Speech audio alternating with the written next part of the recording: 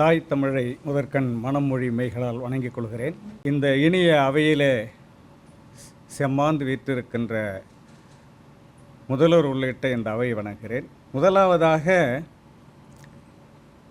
தெய்வானை அம்மாள் குழுமத்தை சார்ந்த கல்வி நிறுவனங்களிலே மிக அறிமுகமான ஒரு நபர் நான்.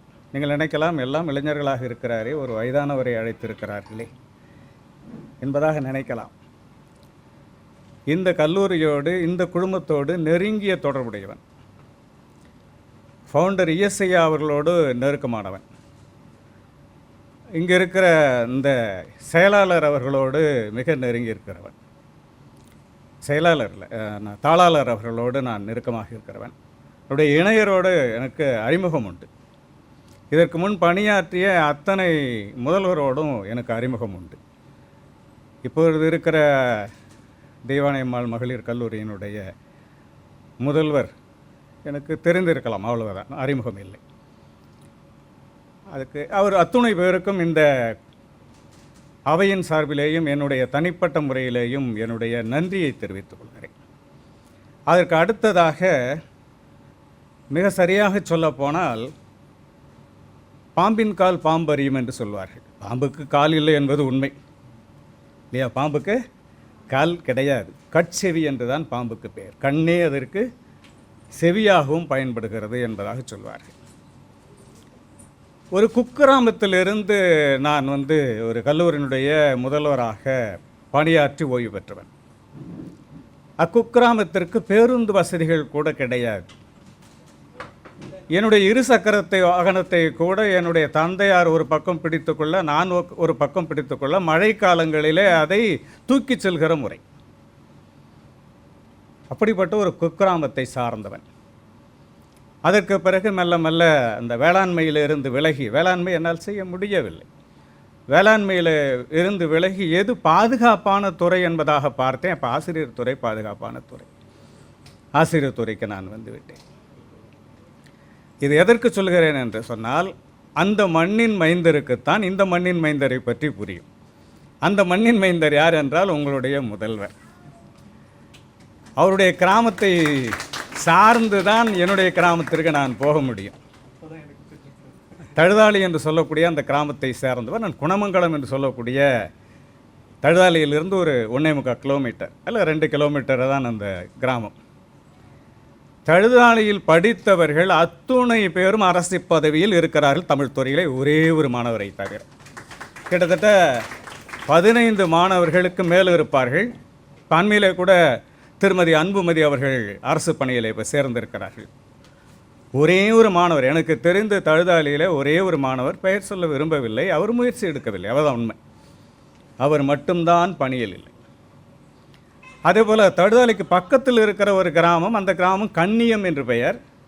இந்த கண்ணியத்தை அடுத்து தான் என்னுடைய ஊர் குணமங்கலம் என்று சொல்லக்கூடியது. அந்த கண்ணியத்தில் இருக்கிற அத்தனை தமிழ் மாணவர்களும் அரசு பதவியிலே இருக்கிறார்கள். போட்டித் தேர்வில் கலந்து கொண்டு அரசு பதவியிலே இருக்கிறார்கள். மயிலம் சார்ந்த பகுதியிலே கொல்லிங்குளம் என்ற ஒரு ஊர், அந்த கொல்லிங்குளம் என்ற ஊரிலே இருக்கிற அத்தனை மாணவர்களும் அரசு பதவியிலே இருக்கிறார்கள். இதெல்லாம் எதற்கு சொல்கிறேன் என்றால், அந்த கிராமங்களில் இருந்து வெளிவந்து முன்னேறுவது என்பது மிகப்பெரிய கடினமான ஒரு காரியம். அப்படிப்பட்ட ஒரு சூழலில் இன்றைக்கு மிகப்பெரிய அந்த கல்லூரி குழுமத்தில் இருக்கிற ஆசிரியர் பயிற்சி கல்லூரியுடைய முதல்வராக இருக்கிற என்னுடைய அன்புக்குரிய மண்ணின் மைந்தர் முதல்வர் அவர்களுக்கு இந்த காலை நேரத்தில் வணக்கத்தோடு என்னுடைய மகிழ்ச்சியும் தெரிவித்துக் கொள்கிறேன். அதற்கு அடுத்ததாக பணியாற்றுகிற பேராசிரியர் பெருமக்கள் பார்க்கிற பொழுதே நமக்கு தெரியுங்க. ஆசிரியர் பார்த்தாலே நமக்கு தெரியும். ஏன்னா அவங்க மாணவர்களுடைய ஃபேஸ் ரீடிங்கில் பக்காவாக இருப்பாங்க ஆசிரியர்கள். மாணவர்களும் ஆசிரியர் ஃபேஸ் ரீடிங்கை இன்றைக்கு சரியாக பார்த்துருவாங்க. இந்த ஆசிரியர் பாடம் நல்லா நடத்துவாங்க, இவங்க நடத்த மாட்டாங்க. அந்த வகையில் இங்கே பார்க்கிற பொழுது தெள்ள தெளிவாக இருக்கிற அந்த முகங்களாக இருக்கிற துணை முதல்லிருந்து பார்க்குறேன். இங்கே இருக்கிற ஃபேக்கல்டிஸ் அத்தனை பேரும் அந்த தெளிவான ஒரு முகம், இந்த தெளிவான முகத்தோடு இருக்கக்கூடியவர்களாக இங்கே கிடைத்திருக்கிறார்கள். இது உங்களுக்கு பெரும் சிறப்பு. ஏன்னா ஆசிரியர்கள் தான் இந்த சமுதாயத்தை உருவாக்கக்கூடியவர்கள் இல்லையா? இந்த சமுதாயத்தை உருவாக்கக்கூடிய அவர்கள் தெளிவாக இருக்கிற பொழுது அடுத்த இளைஞர் சமுதாயம் தெளிவாக உருவாகும் என்பது சரியான உண்மை. அந்த வகையில் ஆசிரியர் பெருமக்களை இந்த காலை பொழுதிலே வணங்குவதிலே பெருமை அடைகிறேன். அதற்கடுத்து பெற்றோர்களும் வந்திருப்பதாக நான் அறிகிறேன். ரொம்ப மகிழ்ச்சி. ஏனென்றால் தம்மில் தம்மக்கள் அறிவுடைமை இல்லையா, தன்னை காட்டிலும். ஏன்னா தொடர்ந்து வாழ்க்கையிலே உழைத்து கொண்டிருந்தவர்கள் பெற்றோர்கள். தன்னுடைய அடுத்த தலைமுறை மேலுக்கு வர வேண்டும், அவர்கள் முன் நிற்க வேண்டும், அதை நாம் காண வேண்டும். அதனால் என்ன பயன் என்பதை பற்றி அவர்கள் சிந்தித்தது இல்லை. அது ரொம்ப முக்கியம். நம் பிள்ளை பணிக்கு சென்றால் நமக்கு இந்த வசதிகள் எல்லாம் வரும் என்று எந்த பெற்றோரும் நினைத்ததில்லை, நான் உளப்பட. ஆனால் இந்த குழந்தைகள் எல்லாம் மிகப்பெரிய உயரத்திலே வைத்து பார்க்கிற பொழுது அந்த பெற்றோர் அடைகிற மகிழ்ச்சிக்கு பெருமைக்கு அளவே இருக்க முடியாது. அது இன்றையிலிருந்தே பார்க்க தொடங்கிவிட்டார்கள் பெற்றோர்கள். வந்திருக்கிற அத்தனை பெற்றோர்களையும் இந்த காலை பொழுதிலே நான் வணங்குவதிலே பெருமை அடைகிறேன். அதற்கடுத்து இந்த பணிகளெல்லாம் செம்மையாக நடைபெற வேண்டும் என்று சொன்னால் அலுவலக பணியாளர்கள் தேவை. ஏன்னா அகாடமிக் என்பது வேறு, அட்மின் என்பது வேறு. அகாடமிக்கில் இருக்கிற வரைக்கும் நம்ம எல்லா நல்ல பேரும் வாங்கிக்கலாம். பாடம் போதிக்கிற ஆசிரியராக இருக்கிற பொழுது நமக்கு எந்தவித சிக்கலும் வராது, மாணவர்களோட சிக்கலும் வராது, நிர்வாகத்தோட சிக்கலும் வராது, நிர்வாகத்தில் சிக்கலும் வராது. ஆனால் அட்மினுக்கு செல்கிறோம் என்று சொன்னால்தான் நமக்கு நிறைய சிக்கல்கள் வரும். அது முதல்வருக்கு தான் தெரியும் இல்லையா. அதை செம்மையாக எந்த சிக்கலும் இல்லாமல் நடத்தி கொண்டிருக்கின்ற இங்கே அலுவலகத்தில் பணியாற்றுகிற அந்த பெருமக்களுக்கும் இந்த காலை பொழுதிலே என்னுடைய வணக்கத்தை தெரிவித்துக் கொள்கிறேன். அடுத்தது நாளை உலகை நிமிர்த்தக்கூடிய, நாளை சமுதாயத்தினுடைய முதுகெலும்பாக இருக்கக்கூடிய இளைஞர்களாகிய மகளிரையை நான் இங்கே சொல்கிறேன், மாணவர்களை இங்கே சொல்கிறேன். உங்கள் முதுகளெல்லாம் ஏன் கூணல் போட்டு விட்டன என்பதை நான் நினைத்து பார்க்கிறேன். நிமிர்ந்து பார்க்கக்கூடியதான, நிமிர்ந்து நிற்கக்கூடியதான அந்த முதுகள் ஏன் அங்கே கூணல் போட்டு கொண்டன? நம்மிடையே இருக்கின்றதான புலனம் என்பதோ அல்லது காணொளி என்பதோ நம்மை கவர்ந்திருக்குமோ என்பதாக நான் இங்கே ஐயப்படுகிறேன். குனிந்து குனிந்து பார்த்து பார்த்து படிப்பதற்கு பதிலாக நம்மிடத்தில் அலைபேசி இருந்து கொண்டு நம்மை அலைக்கழித்து கொண்டிருக்கிறதும் எனக்கு தெரியும். இந்த ஊடகங்களில் மிகப்பெரிய சிக்கலான ஒன்று என்னென்றால், உணவு இல்லை என்றாலும் பரவாயில்லை, எனக்கு அலைபேசி தேவை. அந்த அலைபேசியில் மூழ்கி விடுகிறார்கள். கிட்டத்தட்ட அந்த மூழ்கிற காலத்தில் என்ன ஆகிறது என்று சொன்னால், அவர்கள் குனிந்து குனிந்து பார்க்கிறார்கள். டார்வின் தியரியை அவர்கள் மெய்ப்பிக்கிறார்கள், திரும்பி போகிறார்கள் மனிதன் குரங்காக இருக்கிற அந்த நிலைக்கு. குரங்கிலிருந்து மனிதன் பிறந்தான். டார்வின் தியரி இதை ஏற்றுக்கொள்ளக்கூடியது, மறுக்கக்கூடியது ரெண்டும் இருக்கிறது. ஆனால் இன்றைக்கு நம்முடைய முதுகு என்ன ஆகிவிட்டது என்றால், நிமிர்ந்த அந்த முதுகுகள் அப்படி அந்த தாவாங்கட்டைகள் எல்லாம் அப்படி நீண்டு இருக்குங்க. பனம்பழத்தை பல்லால் உரித்தவர்கள் நாம். தேங்காய் சில்லுகளை எல்லாம் தேங்காய் உடைய அந்த பல்லிலே கொண்டு வருவதற்காக சில்லோடு கடித்தவர்கள் நாம். கருப்பங்கழிகளை எல்லாம் பல்லிலே கடித்தவர்கள் நாம். ஆனால் ஒரு ஐஸ்கிரீமுக்கு பயப்படக்கூடிய நிலையிலே இன்றைக்கு நாம் வந்திருக்கிறோம். நம்முடைய வலிமை எங்கே போய்விட்டது என்பதை நாம் சிந்திக்கிற பொழுது நாம் அதை பற்றி சிந்தனை இல்லாமலேயே இருக்கிறோம் என்பதுதான் உண்மை. அதனால நன்றாக நினைத்து பாருங்கள், உங்களோடு வந்தவர்கள் எத்தனை பேர்? திரும்பி பாருங்கள் மாணவர்களே, திரும்பி பாருங்கள். அதற்காகத்தான் அவர்களை கடந்துதான், பல தடைகளை கடந்துதான், பலரை கடந்துதான் இந்த அவையிலே இன்றைக்கு ஆசிரியர் தொழிலுக்காக அடியெடுத்து வைத்திருக்கிற இளைஞர்களாக நீங்கள் இருக்கிறீர்கள். முதலில் உங்கள் அனைவரையும் வணங்குவதிலே நான் பெருமை அடைகிறேன். ஏனால் தேர்ந்தெடுத்து கொண்ட துறை என்பது ஆசிரியர் துறை.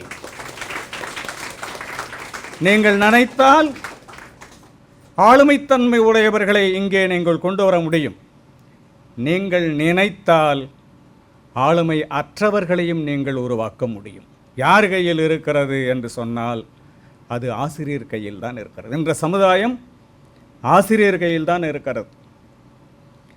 இந்த சமுதாயத்தில் ஆசிரியர்கள் எத்தனை சவால்களை சமாளித்து கொண்டிருக்கிறார்கள் என்பது வேறு. எத்தனை சவால்கள் வந்தாலும் சந்திக்க தயார் ஆசிரியர்கள்.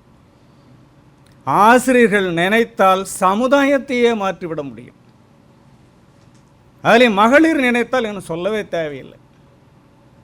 மகளிர் நினைத்தால் இந்த சமுதாயத்தை எப்படி உருமாற்றி காட்ட முடியும், மிகச்சிறந்த சமுதாயமாக, வளர்நிலை சமுதாயமாக, ஒரு முன்னேறிய சமுதாயமாக எப்படி மாற்ற முடியும் என்றால், சமுதாயத்தை பற்றி சிந்திக்கக்கூடிய, கருவிலே இருந்து சிந்திக்கக்கூடிய ஒரே உருவம் எது என்றால் பெண் உருவம்தான். ஒரு ஆண் வெற்றி பெறுகின்ற பொழுது, ஒரு ஆண் பணிக்கு செல்கிற பொழுது அந்த குடும்பம் சிறக்கிறது இல்லை என்று சொல்லவில்லை. ஆனால் பெண் படிக்கிற பொழுது, பெண் பதவிக்கு போகிற பொழுது, பெண் ஆசிரியர் தொழிலுக்கு போகிற பொழுது சமுதாயம் உயர்கிறது. இது அடிப்படையான உண்மை. அப்போ யார்கிட்டே இந்த சமுதாயம் ஒப்படைக்கப்பட்டிருக்கிறது என்று சொன்னால், முதலில் ஆசிரியர், அதற்கடுத்து ஆசிரியர்களே யாரிடத்தில் ஒப்படைக்கப்பட்டிருக்கிறது என்று சொன்னால் மகளிர் துறைக்கு ஒப்படைக்கப்பட்டிருக்கிறது.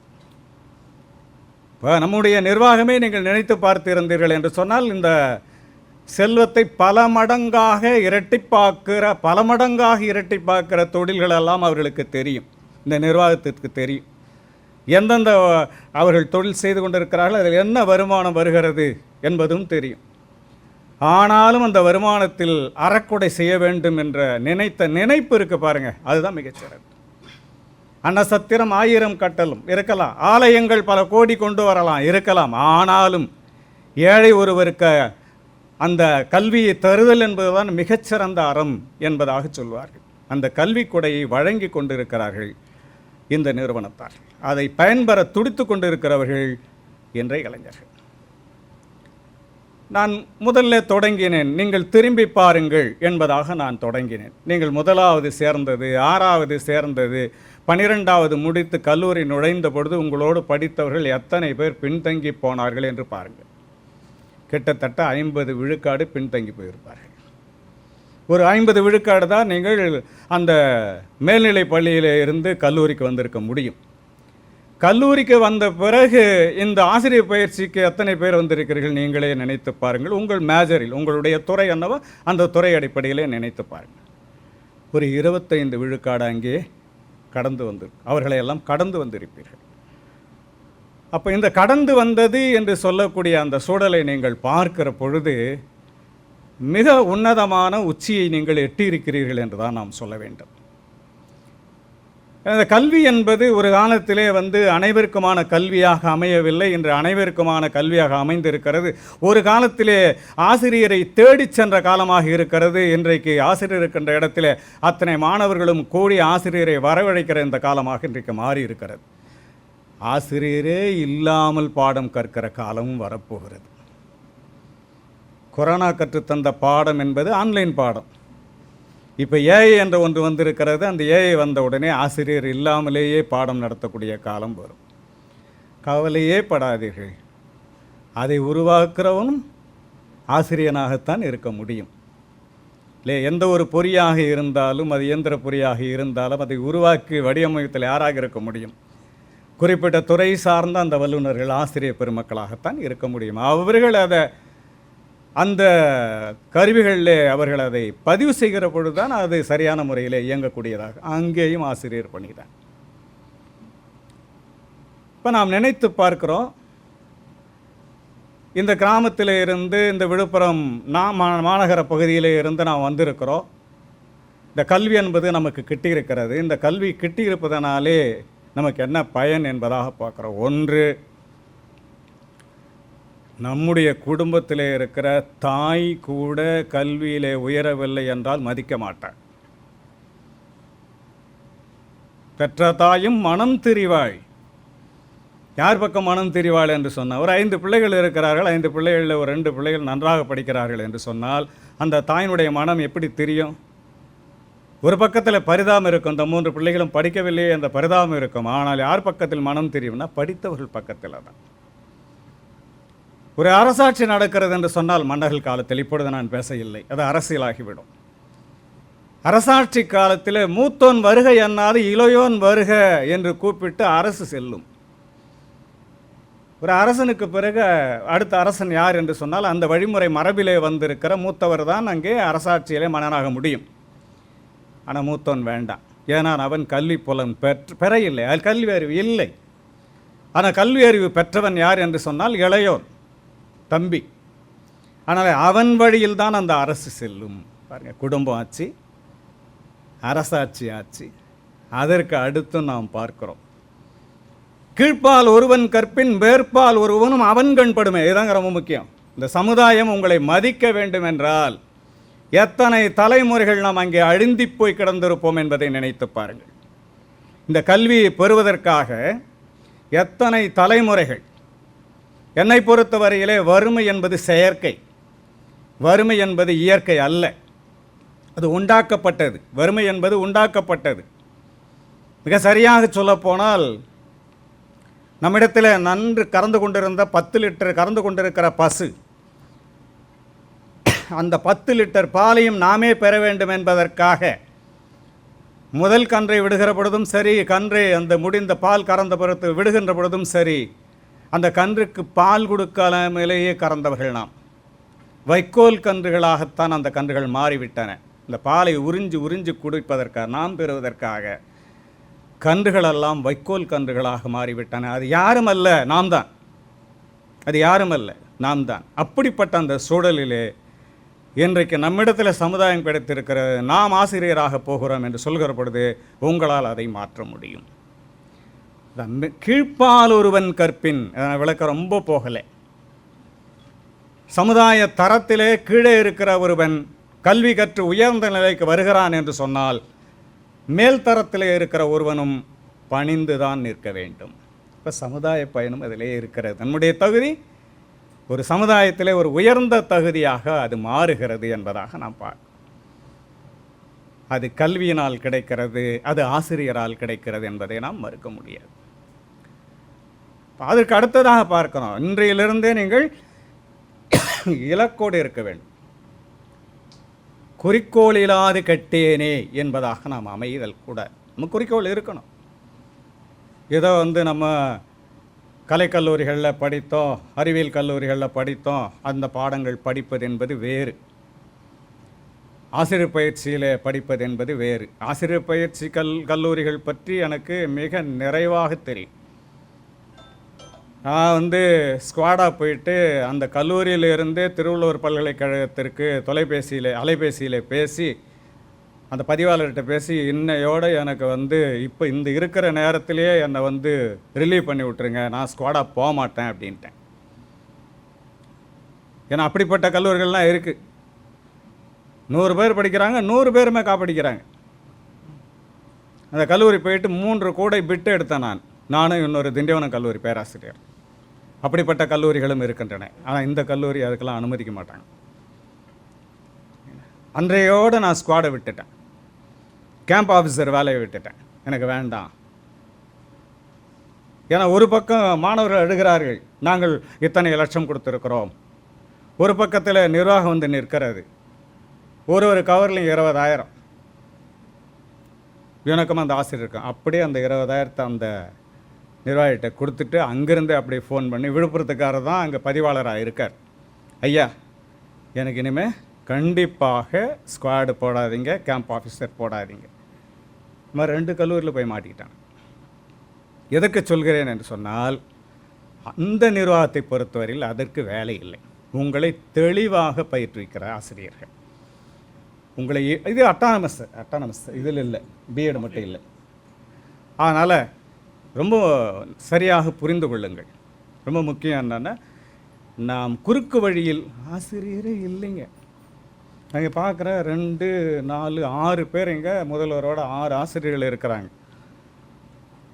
விட்டால் மாணவர்களோட ஆசிரியர் எண்ணிக்கையே கூடும் போல் இருக்குது.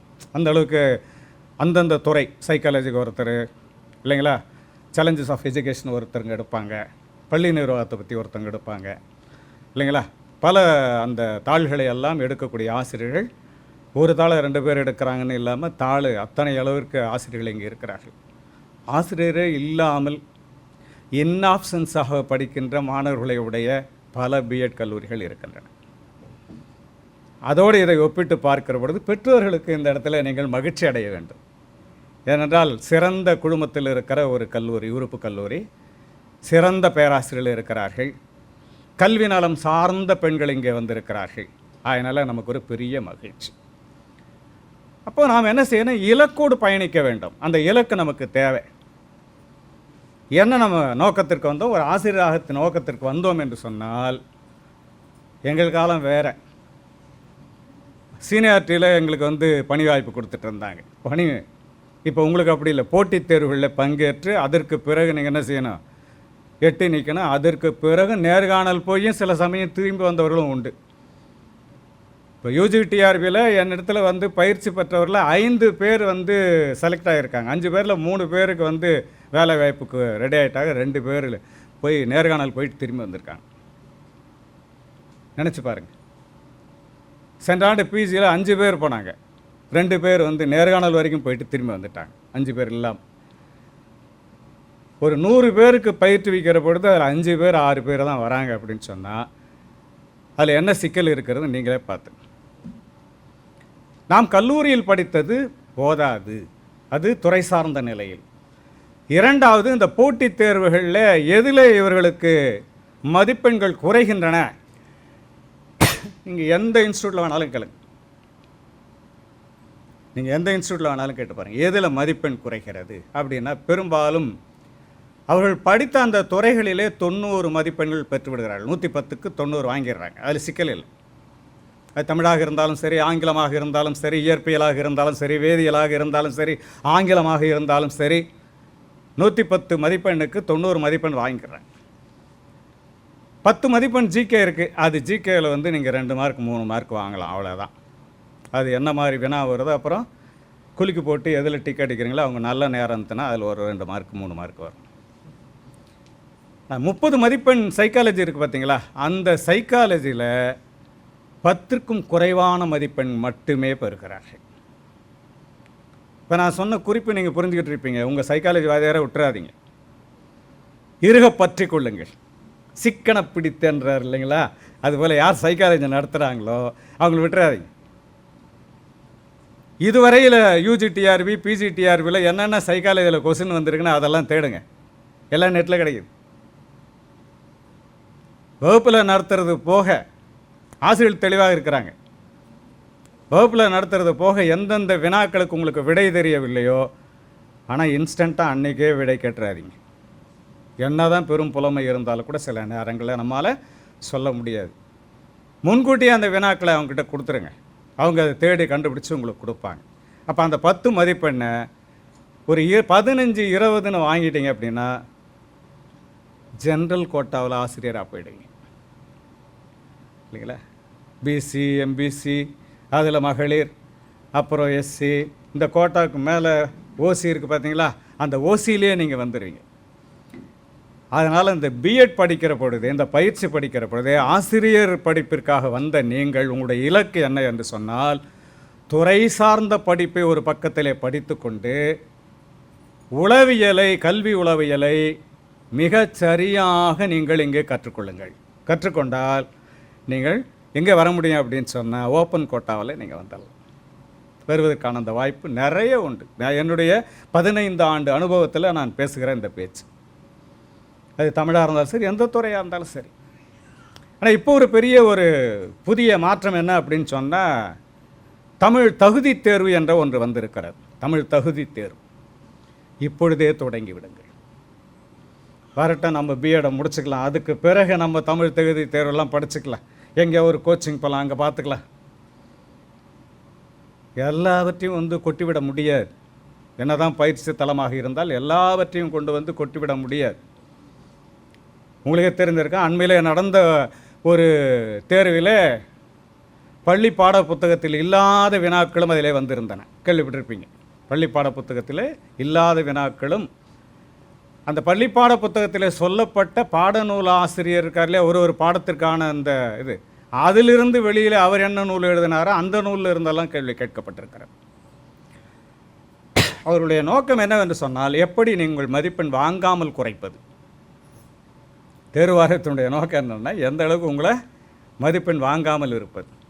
ஒரு காலத்தில் என்ன செய்வார்கள் என்றால், ஒரு 10 ஆண்டு 15 ஆண்டு வினாத்தாள்களை வைத்துக்கொண்டு அதை நிறைவு செய்து பார்த்தாலே வெற்றி பெற முடியும் என்பதாக இருந்தது. சென்ற முறை ஆசிரியர் தேர்வு வாரியத்தில், சென்ற முறை இல்லை, அதற்கு முன்முறை, சென்ற முறை தான், சென்ற முறை பிஜிடிஆர்பியில் என்ன ஆச்சு அப்படின்னு சொன்னால், முடிந்த வரையில் ஒரு 25 விழுக்காடு வினாக்களை அடிப்படை வினாக்கள் முறையில் இல்லாமல் நீங்கள் எப்படியெல்லாம் மாற்றி கேட்க வேண்டுமோ அதுபோல மாற்றி அமைக்க அவர்களுக்கு உத்தரவு தரப்பட்டது. என்னுடைய நண்பர் அரசு குழந்தையப்பர் கல்லூரியுடைய தமிழ்துறை தலைவர், அவர் என்னோட பயிற்சி தரக்கூடியவர். ஆனால் அவர் அந்த ஆண்டு அந்த வினாத்தாளை குறித்தனாலே நாங்கள் அந்த பயிற்சியில் அவரை அழைக்கவில்லை. அவரும் நேர்மையானவர் என்பதனாலே பயிற்சிக்கு வரவில்லை. நாங்களும் அவரிடத்தில் எந்த வினாவும் பெறவில்லை. அந்த அளவுக்கு நேர்மையானவர் அவர், நாங்களும் நேர்மையானவர்கள்.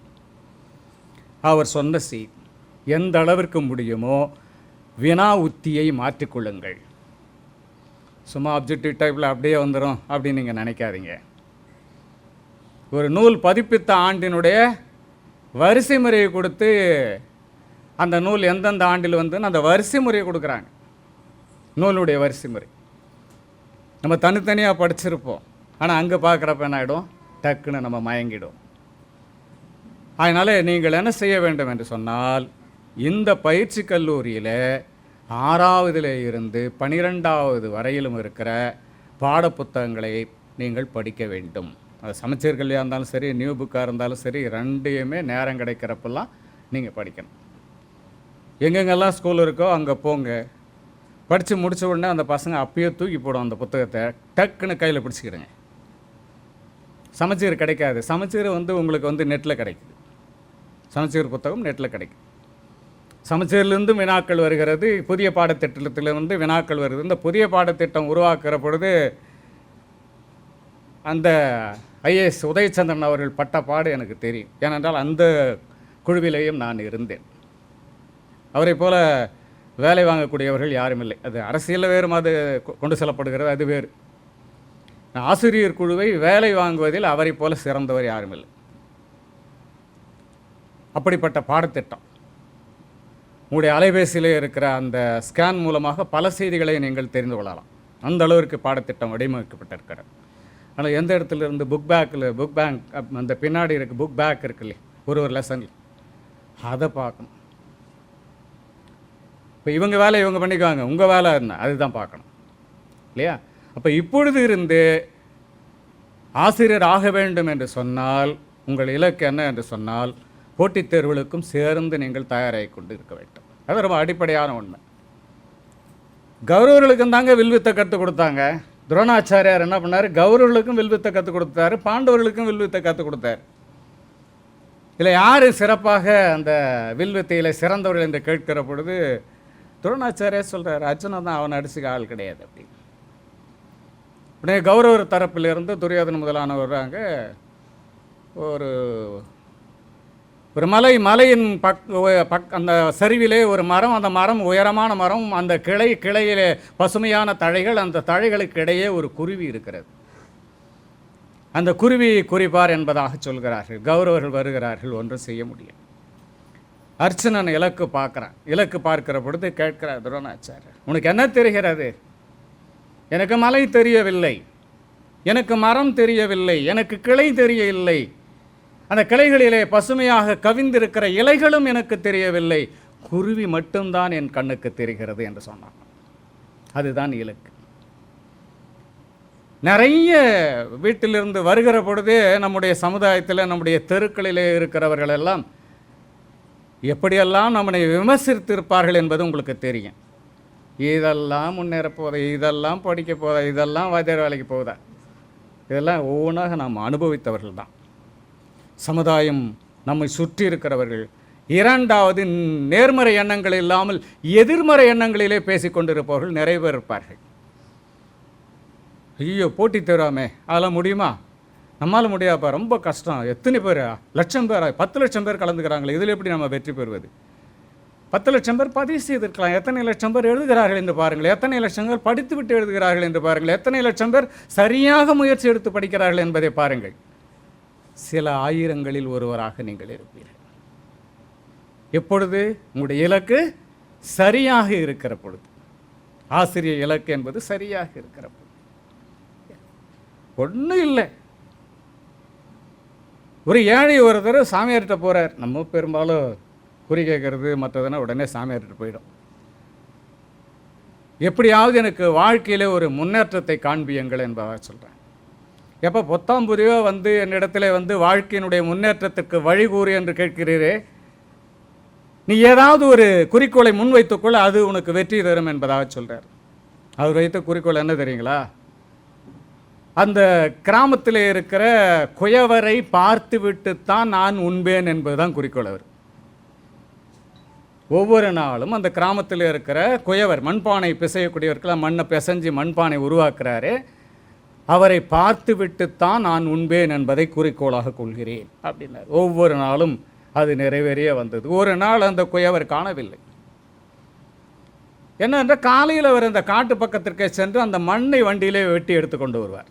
அதுக்கு பிறகுதான் அந்த மண்ணை பிசைகிற வேலை. அந்த மண் எடுத்து வருவதிலே எதுக்கு காலதாமதமாகிறது. உடனே நான் உணவு உண்ண வேண்டும் என்பதற்காக அந்த ஏழை என்ன செய்கிறார்னா, எங்கே இருக்கிறாரோ அங்கே போயிட்டு வந்துடலான்னு அந்த காட்டுக்கு போகிறார்.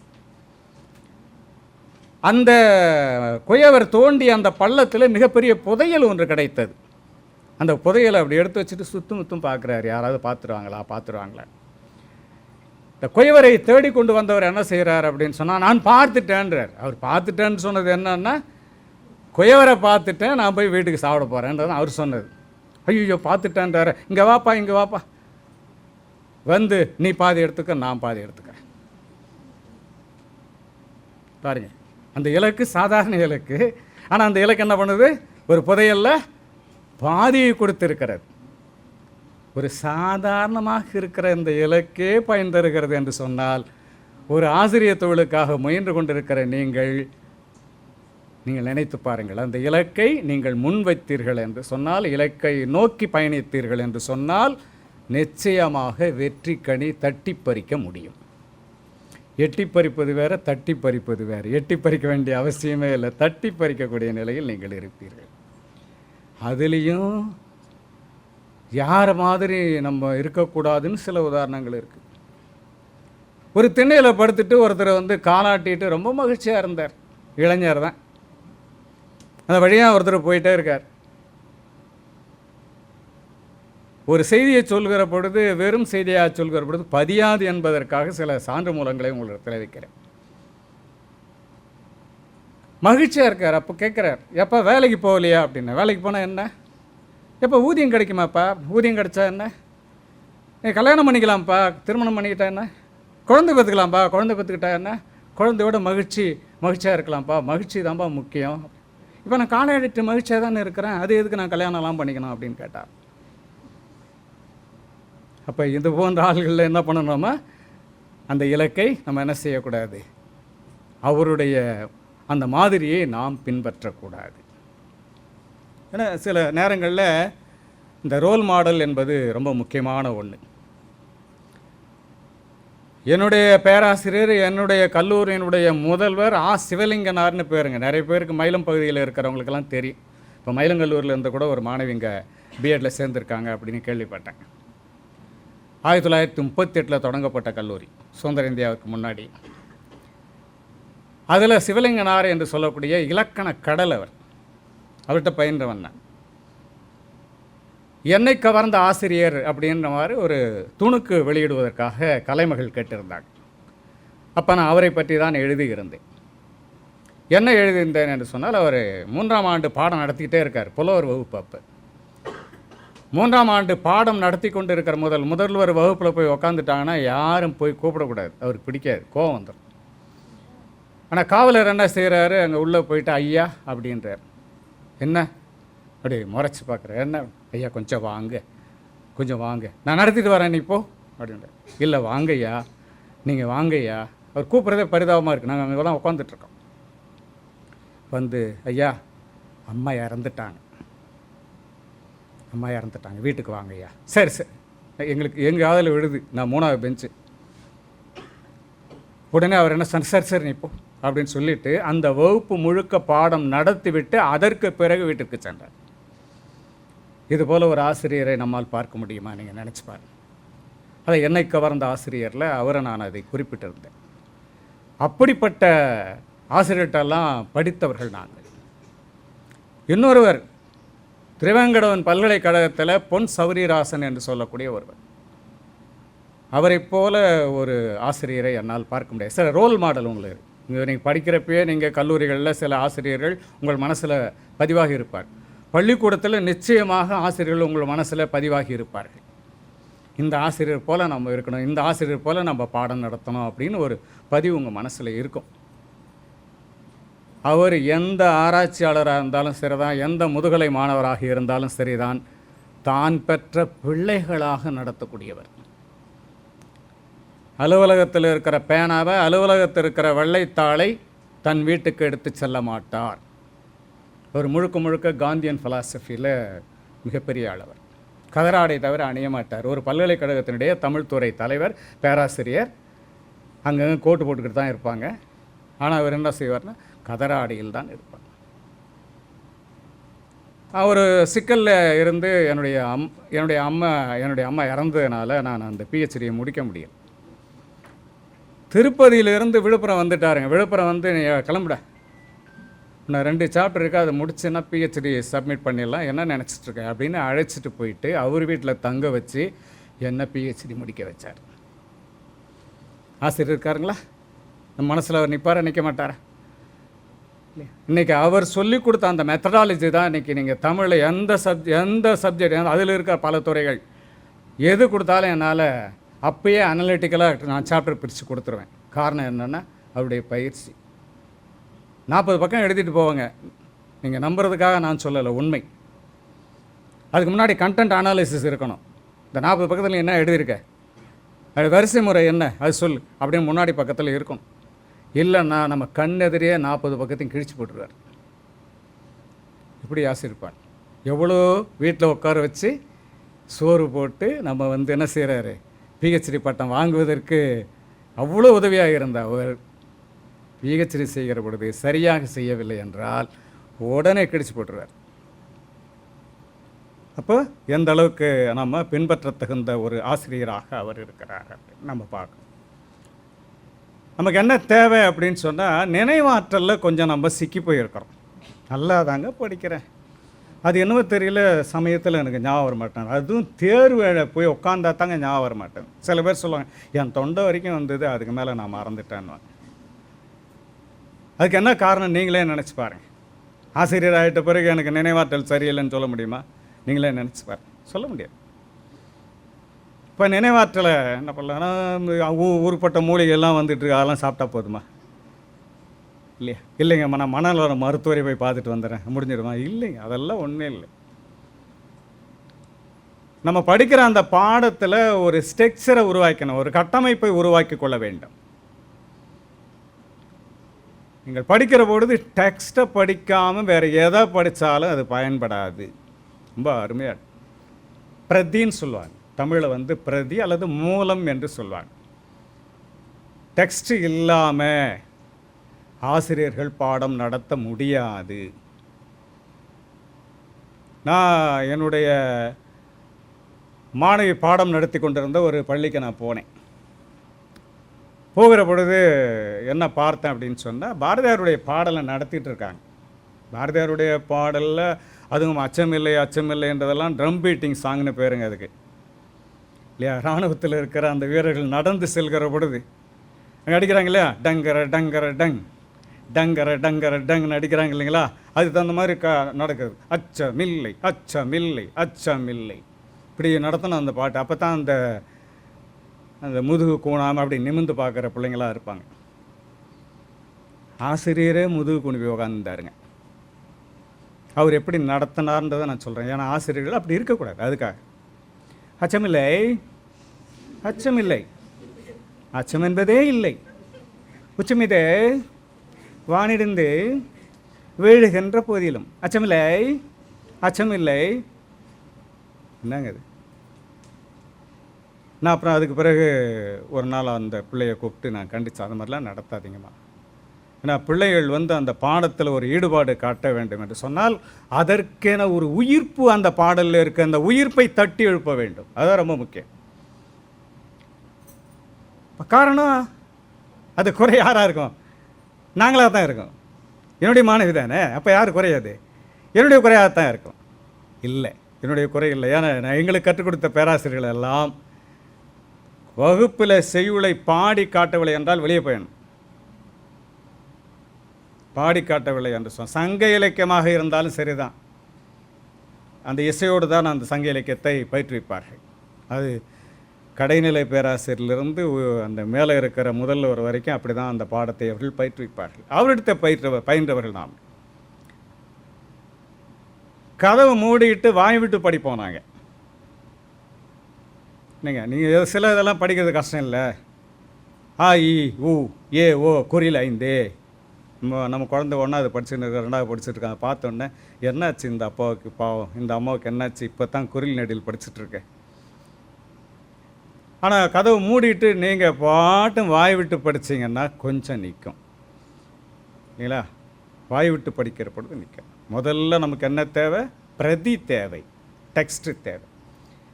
2வது ஹியரிங். செல்வத்துள் செல்வம் செவி செல்வம், அச்செல்வம் செல்வத்துள்ள எல்லாம் தலை. பார்த்தீங்களா? நீங்களே சொல்கிறீங்க பார்த்தீங்களா? அதனால் நிறைய கேட்கணும், நிறைய பல இடங்களிலும் சென்று அந்த படிப்பு சார்ந்ததான கருத்தரங்குகள், எங்கெல்லாம் ஆய்வரங்குகள் எங்கெல்லாம் நடக்குதோ அங்கெல்லாம் போய் நீங்கள் கலந்துக்கிட்டு அவங்க பேசுகிறதெல்லாம் கேட்கணும். கேட்டே பாடம் படிக்கக்கூடிய நிலையும் நமக்கு கொரோனா பீரியடில் வந்தது. அது ஆன்லைன், அது ஹியரிங்.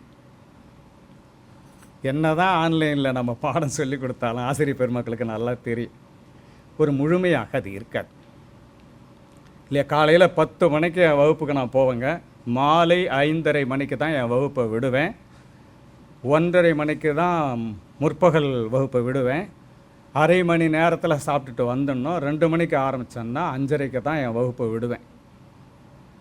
எந்த வயசுலன்னு பாருங்கள், எனக்கு 70 முடிஞ்சு போச்சு. 71வது வயசில் அப்படித்தான் இன்றைய வரைக்கும் என்னுடைய பயிற்சி வகுப்பில் இருக்கிறேன். அங்கே இருக்கிற பயிற்சியாளர் சொல்லுவாங்க, ஐயா கொஞ்சம் நேரம் உட்காருங்க. இதில் இடையில் தண்ணீர், சுடுநீர் குடிப்பதற்காக ஒரு 10 நிமிஷம் நிறுத்துவேன், அவ்வளோதான்.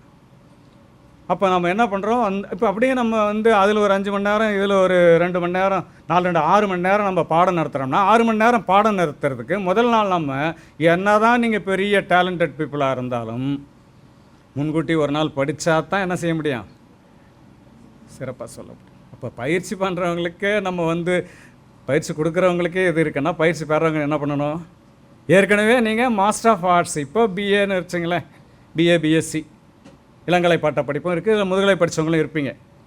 இப்போ கிட்டத்தட்ட பாடத்தில் நீங்கள் தெளிவாக இருந்தீங்க அப்படின்னு சொன்னால் பயிற்சியாளரை நீங்கள் கேள்வி கேட்கலாம். எங்கேயாவது தப்பு பண்ணிட்டாங்கன்னு வச்சுங்க, டக்குன்னு மடக்கலாம். அந்த அளவுக்கு நீங்கள் அந்த நினைவாற்றலை கொண்டு வர வேண்டும். அது ஒன்று ஹியரிங், இன்னொன்று ஆடியோ விஷுவல், கேட்டலும் பார்த்தலும். கான் ஒலி, ஒலி, கான் ஒலி, ஒலி அல்ல ஒலி, ஆடியோ விஷுவல். அதாங்க வகுப்பறை. பிக் பாஸ் நடத்திக்கிட்டே இருப்பார். இவங்கெல்லாம் பிக் பாஸுங்க, மூத்த அண்ணாக்கள். இவங்க பாடம் நடத்திக்கிட்டே இருப்பாங்க. நீங்கள் என்ன பண்ண முடியும், நீங்கள் அப்படி இப்படி திரும்பினீங்கன்னா உடனே என்ன பண்ணுவாங்க, இவங்கெல்லாம் நல்லா தெளிவாக என்ன பண்ணுவாங்க, ஃபேஸ் ரீடிங். சரி, அந்த பாப்பா இன்றைக்கி சாப்பிடாம வந்திருக்காங்க, அதான் முகம் தொங்கி போய் அந்த பாப்பா இருக்குது. ஏமா இங்கே வா, என்னாச்சு, உடம்பு சரியில்லையா? பெண்களுக்கான இயற்கை சிக்கலாக இருக்கா, உடம்பு சரியில்லையா? இல்லை சாப்பிடலைங்க கால். சரி முதல்ல சாப்பிட்டு வாங்க.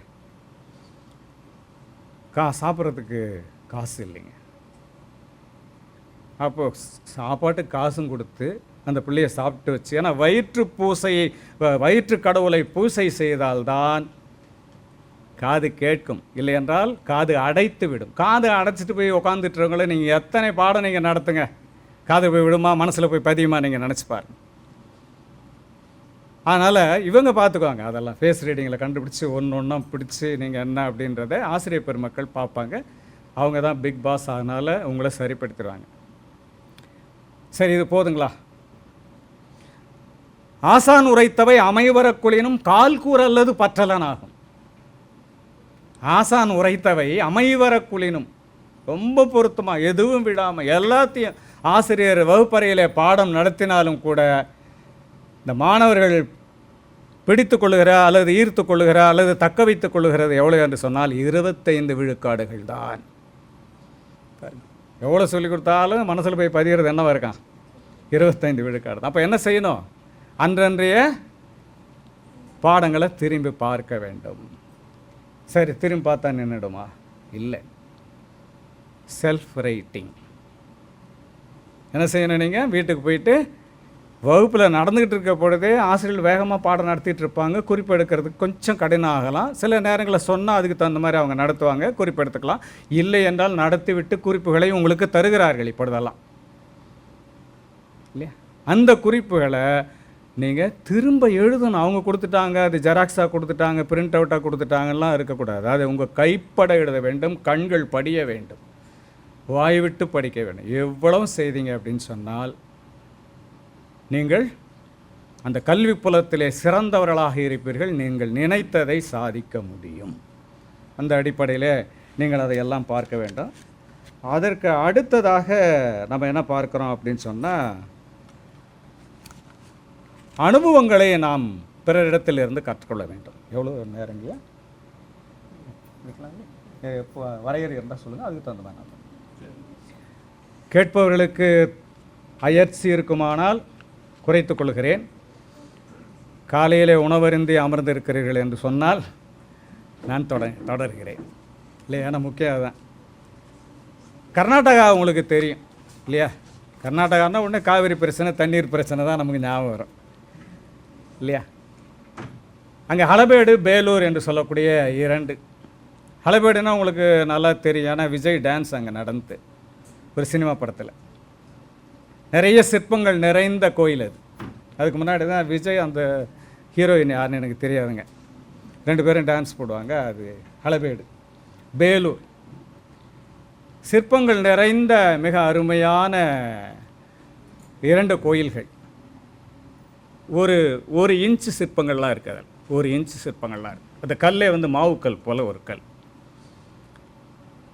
15 ஆண்டுகளாக ஜக்னாச்சாரியார் என்று சொல்லக்கூடியவர் அந்த சிற்பங்களை எல்லாம் வடிவமைத்து கொண்டிருக்கிறார். வடிவமைத்து கொண்டிருக்கிற பொழுது 15 ஆண்டுகளுக்கு பிறகு குடமுழுக்கு கொண்டு வராங்க. குடமுழுக்கு கொண்டு வருகிற பொழுது, குடமுழுக்குன்னா கும்பாபிஷேகம்.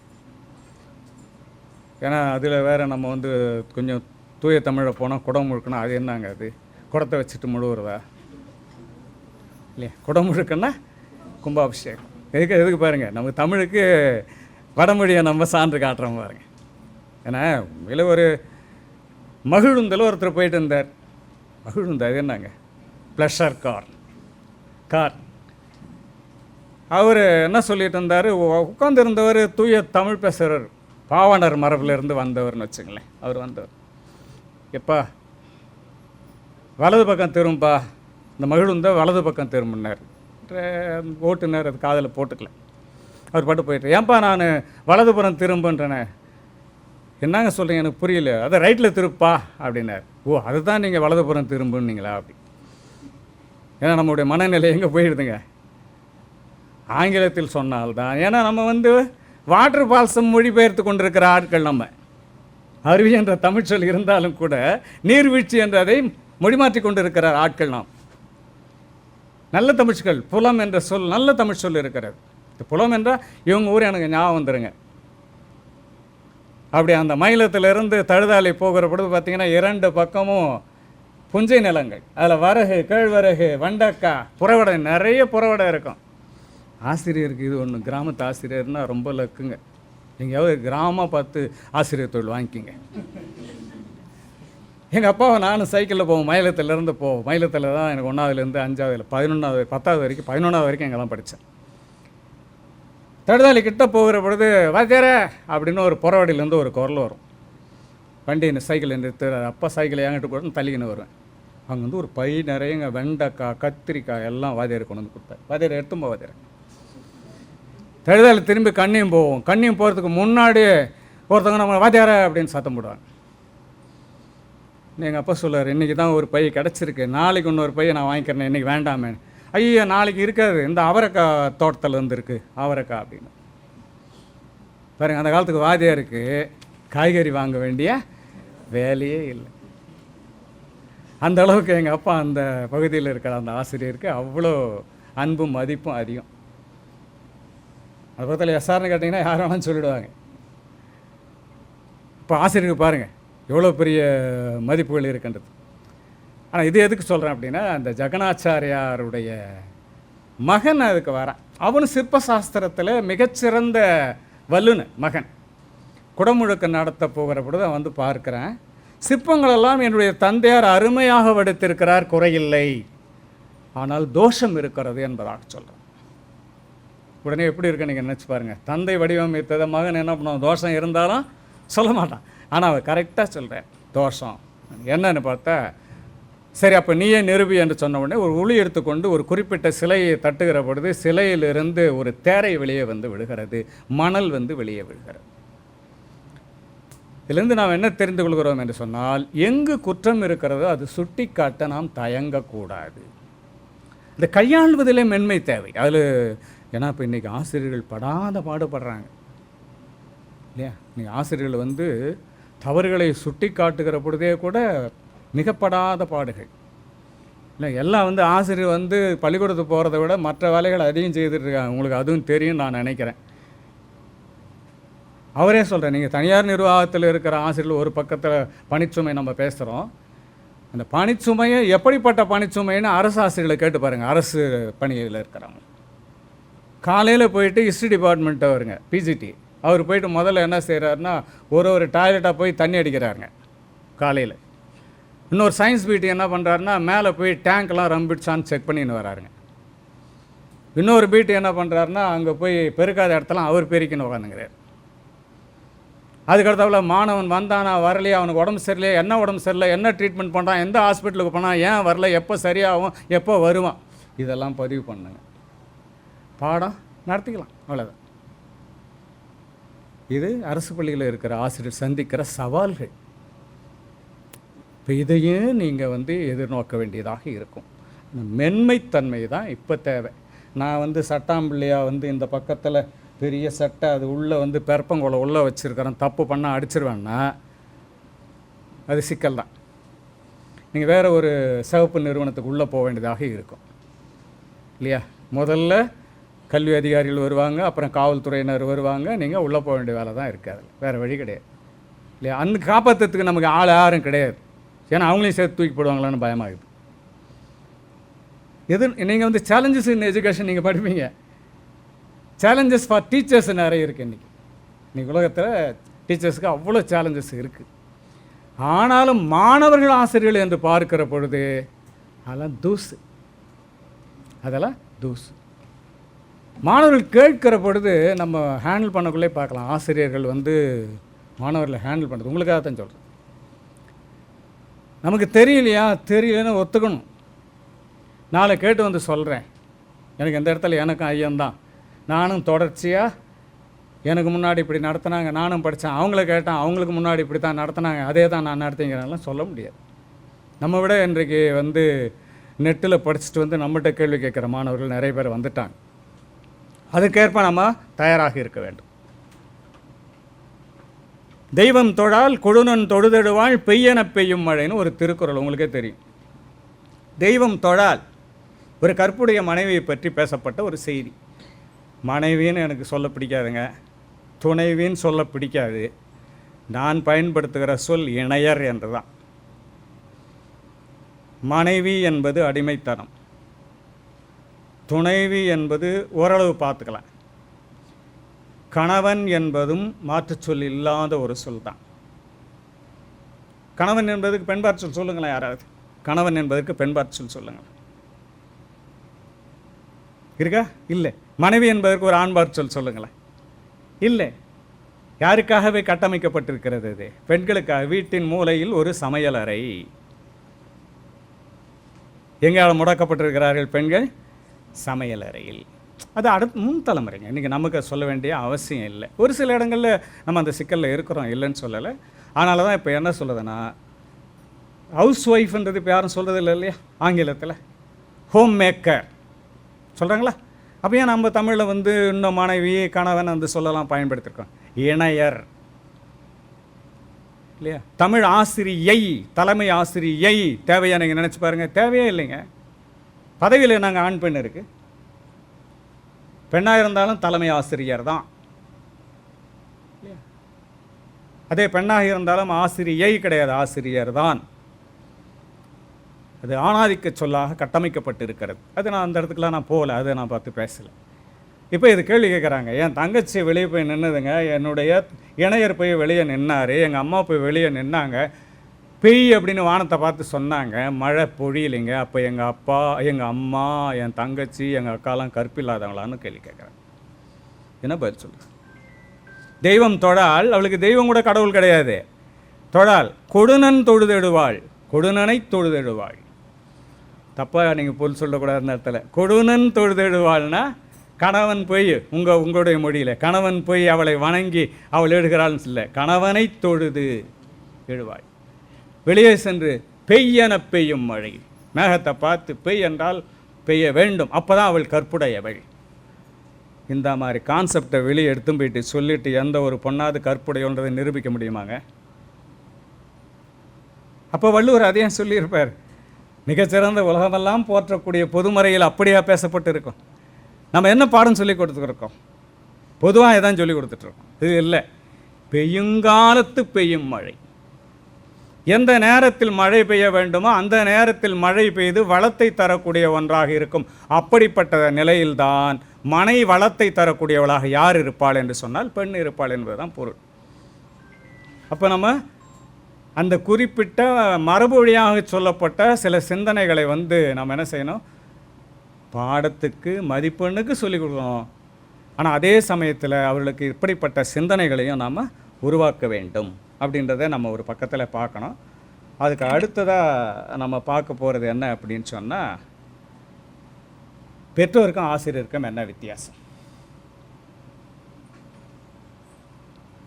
உங்கள் முன்னாடி போட்டிருக்கிற தலைப்பெழுத்து உங்கள் பெற்றோரை குறிக்கிறது இல்லையா? அதில் இப்போ தெளிவாக இப்போ வந்துட்டாங்க பெற்றோர்கள்லாம். என்னன்னு கேட்டிங்கன்னா, அம்மா பேரும் போட்டுடுறாங்க இனிஷியலில், அப்பா பேரும் போட்டுடுறாங்க. அதுலேயும் சிறப்பாக அம்மா இனிஷியலை முன்னாடி போட்டு அப்பா இனிஷியலை பின்னாடி போட்டு வரவங்களும் இருக்காங்க. எந்த அளவுக்கு மாற்றம் வந்திருப்பார். தகப்பனுடைய தலைப்பெழுத்தை மட்டும் போட்டிருந்த அந்த சமூகம் தகப்பனோடு தாயினுடைய தலைப்பெழுத்தையும் போட்டு எழுதுகிறது. தாயினுடைய தலைப்பெழுத்தை முன்வைத்து தகப்பனுடைய தலைப்பெழுத்தை பின்வைத்து சொல்லுகிற மரபு இன்றைக்கு உருவாகி இருக்கிறது. இப்போ எந்த அளவிற்கு மகளிருக்கு முன்னுரிமை தருகிறார்கள் என்பதாக பார்க்கணும். அந்த இனிஷியல் என்பது ஒரு பயாலஜிக்கல் இனிஷியல் இல்லையா? உடல் இயல் அடிப்படையிலே பார்க்கிற பொழுது இந்த குழந்தைக்கு இந்த பெற்றோர் என்பதான ஒரு அடையாளமாக இருக்கிறது. ஆசிரியர்கள் என்பவர்கள் அகடமிக் இனிஷியல். ஆசிரியர்கள் என்பவர்கள் அகடமிக் இனிஷியல். எங்கே படித்த, எந்த ஆசிரியர்கிட்ட படித்த, நல்லா விடை கொடுத்தாலும் இந்த கேள்வி வருகிறது, தப்பாக விடை அளித்தாலும் இந்த கேள்வி வருகிறது. நல்லா பதில் சொல்லிங்கன்னா உடனே யார்ப்பா எங்கேப்பா படித்த, உனக்கு யார் ஆசிரியர் கேட்குறாங்களா? சரியாக பதில் சொல்லலை, உங்களுடைய விடை சரியில்லை அப்படின்னா எங்கே படித்த, உனக்கு யார் பாடம் நடத்தினாங்க? அப்போ உங்களை எப்படி மதிப்பிடுகிறார்கள் என்று சொன்னால், உங்கள் ஆசிரியர்கள் யார் என்பதை சொல், நீங்கள் யார் என்பதை நான் சொல்லிவிடுகிறேன். அப்போ ஆசிரியர்கள் என்று சொல்லக்கூடியவர்கள் எந்த அளவிற்கு மாணவர்களோடு அந்த நெருக்கமும் பாதிப்பும் உடையவர்களாக இருக்கிறார்கள் என்பதை நம்ம பார்க்கணும். அதுக்கு அடுத்தது உங்களுடைய ஆசிரியர்கள் இவங்களை பொறுத்தவரை உங்களுக்கு நல்லா தெரியும். நீங்கள் வந்திருக்குங்க அத்தனை பேருமே எனக்கு தெரிஞ்சு 3 பெஞ்சை தாண்டி இருக்க மாட்டீங்கன்னு நினைக்கிறேன். வகுப்பறையில் என்ன மாதிரி 3வது பெஞ்சில் உட்காந்துருப்பீங்கன்னு நினைக்கிறேன். இல்லைங்க, நான் லாஸ்ட் பெஞ்சு தான். நான் எப்பயுமே லாஸ்ட் பெஞ்சு தான். பெஞ்சும் கிடையாது. பெஞ்சு ரொம்ப கொடுமையான பெஞ்சு இல்லையா? 2வது பெஞ்சு பரவாயில்ல, 3வது பெஞ்சு நமக்கு ரொம்ப வசதி.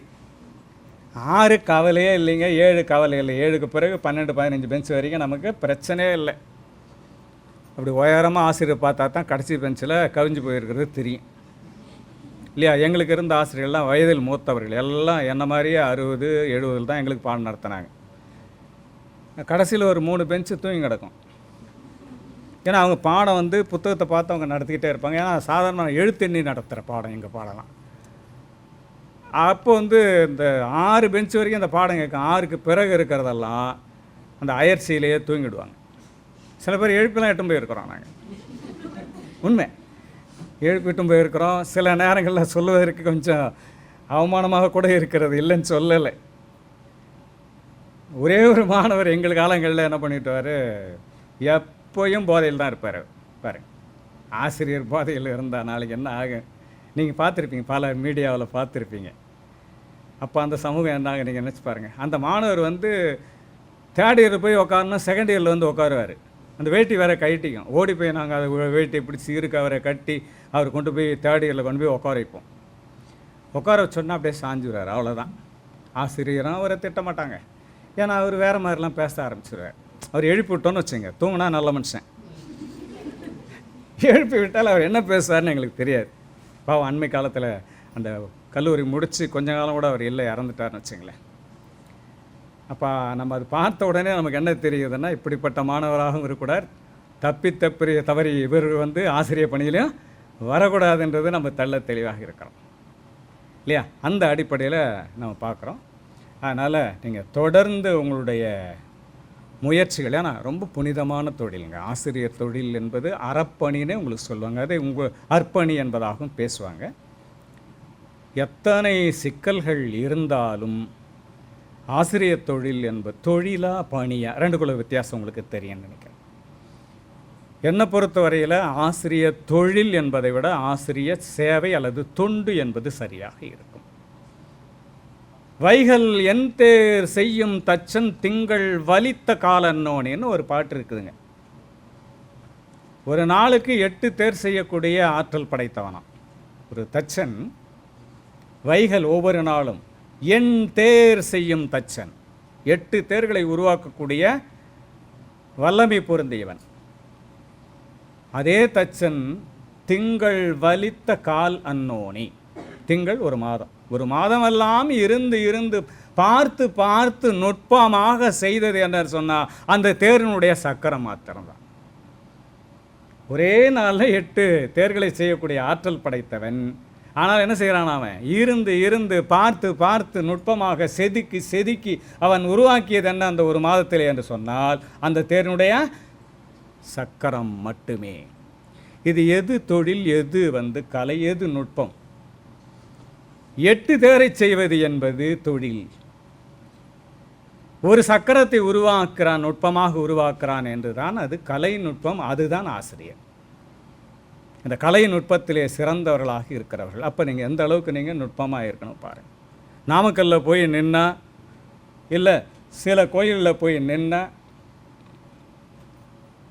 அல்லது பிள்ளையார் கோயில், சில கோயில்களில் ஊரில் இருக்கிற கோயிலில் போய் நின்னா, ஒரு வேரில் வந்து பிள்ளையார் செய்து கொடுக்குறான்னு வரிசையாக வந்து நிற்பாங்க. 10 ரூபா 20 ரூபா 10 ரூபா 20 ரூபான்வாங்க. நம்ம மாடு போட்டு சாணிங்க அது எடுத்து வழித்தோம்னா அது சாணி, அப்படி பிடிச்சு வச்சோம்னா அது பிள்ளையார். ரெண்டுக்குள்ள வித்தியாசம் இருக்குது இல்லைங்களா? வழித்தோம்னா அது சாணி, அதை பிடிச்சு வச்சோம்னா அது பிள்ளையார். அதுபோல் வழித்து வச்சதெல்லாம் 10 ரூபா 10 ரூபா. நுட்பமாக செதுக்கி அதே பிள்ளையார் சிற்பத்தை தருகிறார்கள் 150 ரூபாய். ஏன்னா அதனுடைய வேலை அதிகம், அதனுடைய காலம் அதிகம். அந்த காலத்திற்கான உழைப்பிற்கான அந்த விலையை நாம் கொடுத்தாக வேண்டும். அதனால் நம்ம முதல்ல தெளிவாக புரிந்து கொள்ள வேண்டியது, ஆசிரியர் தொழிலுக்கு நாம் செல்ல இல்லை, ஆசிரியர் தொண்டாக இதை கருத வேண்டும். நீங்கள் உங்களுக்கே தெரிஞ்சிருக்கலாம், நம்முடைய இந்திய குடிமகனாக இருந்தவர் சங்கர் தயாள் சர்மான்னு சொல்லிட்டு கேள்விப்பட்டிருப்பீங்க. அரபு நாடுகளுக்கு ஒரு முறை போகிறார். அது எந்த நாடு, கத்தாரா எனக்கு நினைவில் இல்லை. அரபு நாடுக்கு போகிறார். அந்த அரபு நாட்டில் அந்த மன்னன் வந்து வரவேற்கிறான். அந்த மன்னன் வந்து அங்கே புரோட்டோகால் என்ன அப்படின்னு சொன்னால், நடைமுறை என்னவென்று சொன்னால், அந்த அதிபதி அங்கே தான் இருப்பார். யாராவது அந்த அலுவலகத்தில் அதிகாரிகளாக இருக்கிறவர்கள் வந்து அழைத்து செல்வார்கள், அங்கே மன்னனை சந்திப்பார்கள். இதுதான் முறை. ஆனால் அந்த மன்னன் என்ன செய்தான், சங்கர் தயாள் சர்மா விமான நிலையத்துக்கு வந்த உடனே நேராக போயிட்டு அந்த விமானத்தினுடைய அந்த கதவு திறக்கிற பொழுதே அங்கே முன் நின்று அவரை கட்டி அணைத்து வரவழைத்தார். வரவழைத்தது மட்டுமல்ல, அவரை அழைத்து செல்லக்கூடிய காரில் இருந்த ஓட்டுநரை வெளியே அனுப்பிவிட்டு அந்த காரை தானே செலுத்தி வருகிறார். இது உண்மையாக நடந்தது. சங்கர் தயாள் சர்மான்ற நம்முடைய குடியரசுத் தலைவர். அப்போ நிருபர்களெல்லாம் கேட்குறாங்க, நீங்கள் புரோட்டோகாலை மீறிட்டீங்களே, என்ன காரணம்? நடைமுறையை மீறிட்டீங்களே, நீங்கள் வரவேற்கிறது கூட வரமாட்டீங்களே, வரக்கூடாது, நீங்கள் அரண்மனையில் தானே இருக்கணும், உயர் அதிகாரிகள் தானே இந்த குடியரசுத் தலைவரை அழைச்சிட்டு வரணும், அது என்ன இந்திய குடியரசுத் தலைவருக்கு மட்டும் இப்படிப்பட்ட வரவேற்பு நீங்கள் தரீங்க அப்படி. அப்போ சொன்ன அந்த ஒரு செய்தி உங்களுக்கு போதும். என்ன அப்படின்னு சொன்னால், நான் பூனாவில் படித்து கொண்டிருந்தேன், அந்த மன்னர் சொல்கிறார், பூனாவில் படித்து கொண்டிருக்கிற பொழுது எனக்கு பாடம் நடத்தியவர் சங்கர் தயாள் சர்மா.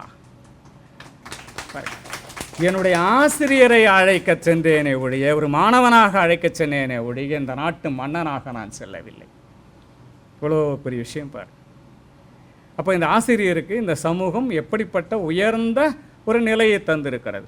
ஏன் நம்ம அண்மை மாநிலம் எடுத்துங்களேன், கேரளாவில் மிகச்சிறந்த ஓவியம் வரைபவர் என்பது ரவிவர்மாவை பற்றி உங்களுக்கு கேள்விப்பட்டிருப்பீங்க. ரவிவர்மா ஓவியம்னே சொல்லுவாங்க. அது அவர் இளவரசர், அவங்க அண்ணன் தான் மன்னர், இவர் தம்பி, இளவரசர் கூட இல்லை, தம்பி.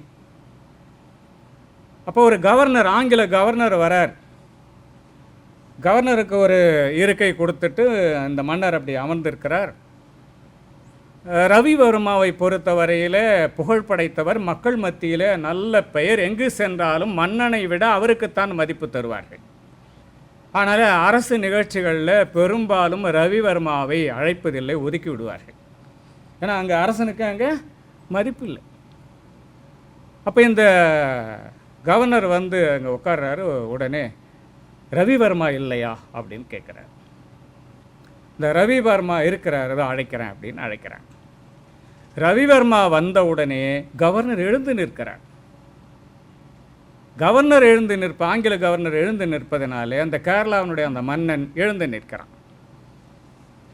ரவிவர்மாவை கவர்னர் நீங்கள் அமருங்கள் அமருங்கள் அப்படின்னு சொல்கிறார். அண்ணனுக்கு முன்னாடி அவர் அமர்வது இல்லை. அப்போ நான் நின்று கொண்டே இருக்கிறேன் என்பதாக 3 பேரும் நின்று கொண்டே பேசிக்கொண்டிருந்தார்கள். ஒரு நாடாளுகிற மன்னனை காட்டிலும் ஒரு கலையிலே வல்லவனுக்கு என்ன உயர்வு கிடைத்திருக்கிறது என்பதை நம்ம பார்க்குறோம். ஆசிரியத்து பணி ஒரு கலைப்பணி. ஆனால் எங்கு சென்றாலும் ஆசிரியர்கள் மிக உயர்ந்த நிலையிலே இருப்பார்கள் இல்லையா? ஆசிரியர்ன்றது நீங்கள் பல நேரங்களில் கொஞ்சம் கற்பனை கலந்தும் உங்கள் வாழ்க்கையை அமைத்து கொள்ள வேண்டும். சில நேரங்களில் நேரடியாக நம்ம யாரையும் குற்றம் சொல்ல முடியாது. நம்முடைய பொறுப்பு அது, சமூக பொறுப்பு. கலையில் வல்லவராக இருக்கிறீங்கன்னு வச்சுங்களேன், இப்போ பிரச்சனையே இல்லை. கலையில் வல்லவராக இருந்தாலும் ஒரு சிறுகதை மூலம் நீங்கள் என்ன பண்ணிடலாம், உங்களுடைய சிக்கலை பூரா சொல்லிடலாம். ஒரு கவிதை மூலம் என்ன சொல்லிடலாம், ஒரு சிக்கலை சொல்லிடலாம். அப்போ அது ஒரு சிக்கலாகவே வராது. உங்களுக்கு பிடிக்கலை, ஒரு சமுதாய சடங்கு உங்களுக்கு பிடிக்கலை, கணவன் இறந்த உடனே அந்த இறந்த உடனே என்ன செய்கிறாங்க, ஒரு சில சடங்குகள் செய்கிறாங்க, பெண்களுக்கு சில சடங்குகளை செய்கிறாங்க, அது பிடிக்கலைன்றதை நேராக சொன்னால் சமூகம் உங்களை புறக்கணிக்கும் இல்லையா? இது காலங்காலமாக செய்து வருகிற ஒரு மரபு. ஆனால் உங்களுக்கு ஒரு படைப்பு இருக்குது, அந்த படைப்பின் வழியாக அதை புலப்படுத்திட்டு இருப்பாங்க. நீங்கள் ஒரு படைப்பாளராக மாறணும். நீங்கள் படைப்பாளராக மாறுகிற பொழுதுதான் உங்களை ஒட்டி உங்களுடைய மாணவர்கள் படைப்பாளர்களாக வருவார்கள். அப்போ சமூகத்தை உற்று நோக்குகிற திறன் யாருக்கு இருக்குன்னா ஆசிரியருக்கு இருக்குது. கரும்பு கல்யாணம் நீங்கள் கேள்விப்பட்டிருப்பீங்க. இங்கே கரும்பு கல்யாணம் சொல்லிட்டு ஒரு திருமண மண்டபம், இந்த திருவண்ணாமலை அந்த பாலம் இருக்குது பார்த்தீங்களா, அந்த ரயில்கள் போகுது, அந்த பக்கத்தில் கரும்பு கல்யாணம் திருமணம் நடந்திருக்கு. அந்த திருமணத்துக்கு நான் போயிருக்கேன். மாப்பிள்ளை 3 சுற்று சுற்றி வராரு, 3ஆவது சுற்றில் உக்காந்தார், மாறு விளைக்குதுனார், அவ்வளோதாங்க, இறந்துட்டார். உண்மையாக நடந்த கதை. இறந்துட்டார். உடனே அடுத்து அந்த பாடியை தூக்கிட்டு ஹாஸ்பிட்டலில் காமிக்கிறாங்க, அவர் இறந்துட்டார், இறந்த 1/4 மணி நேரத்துக்கு மேலே ஆகுதுன்றாங்க.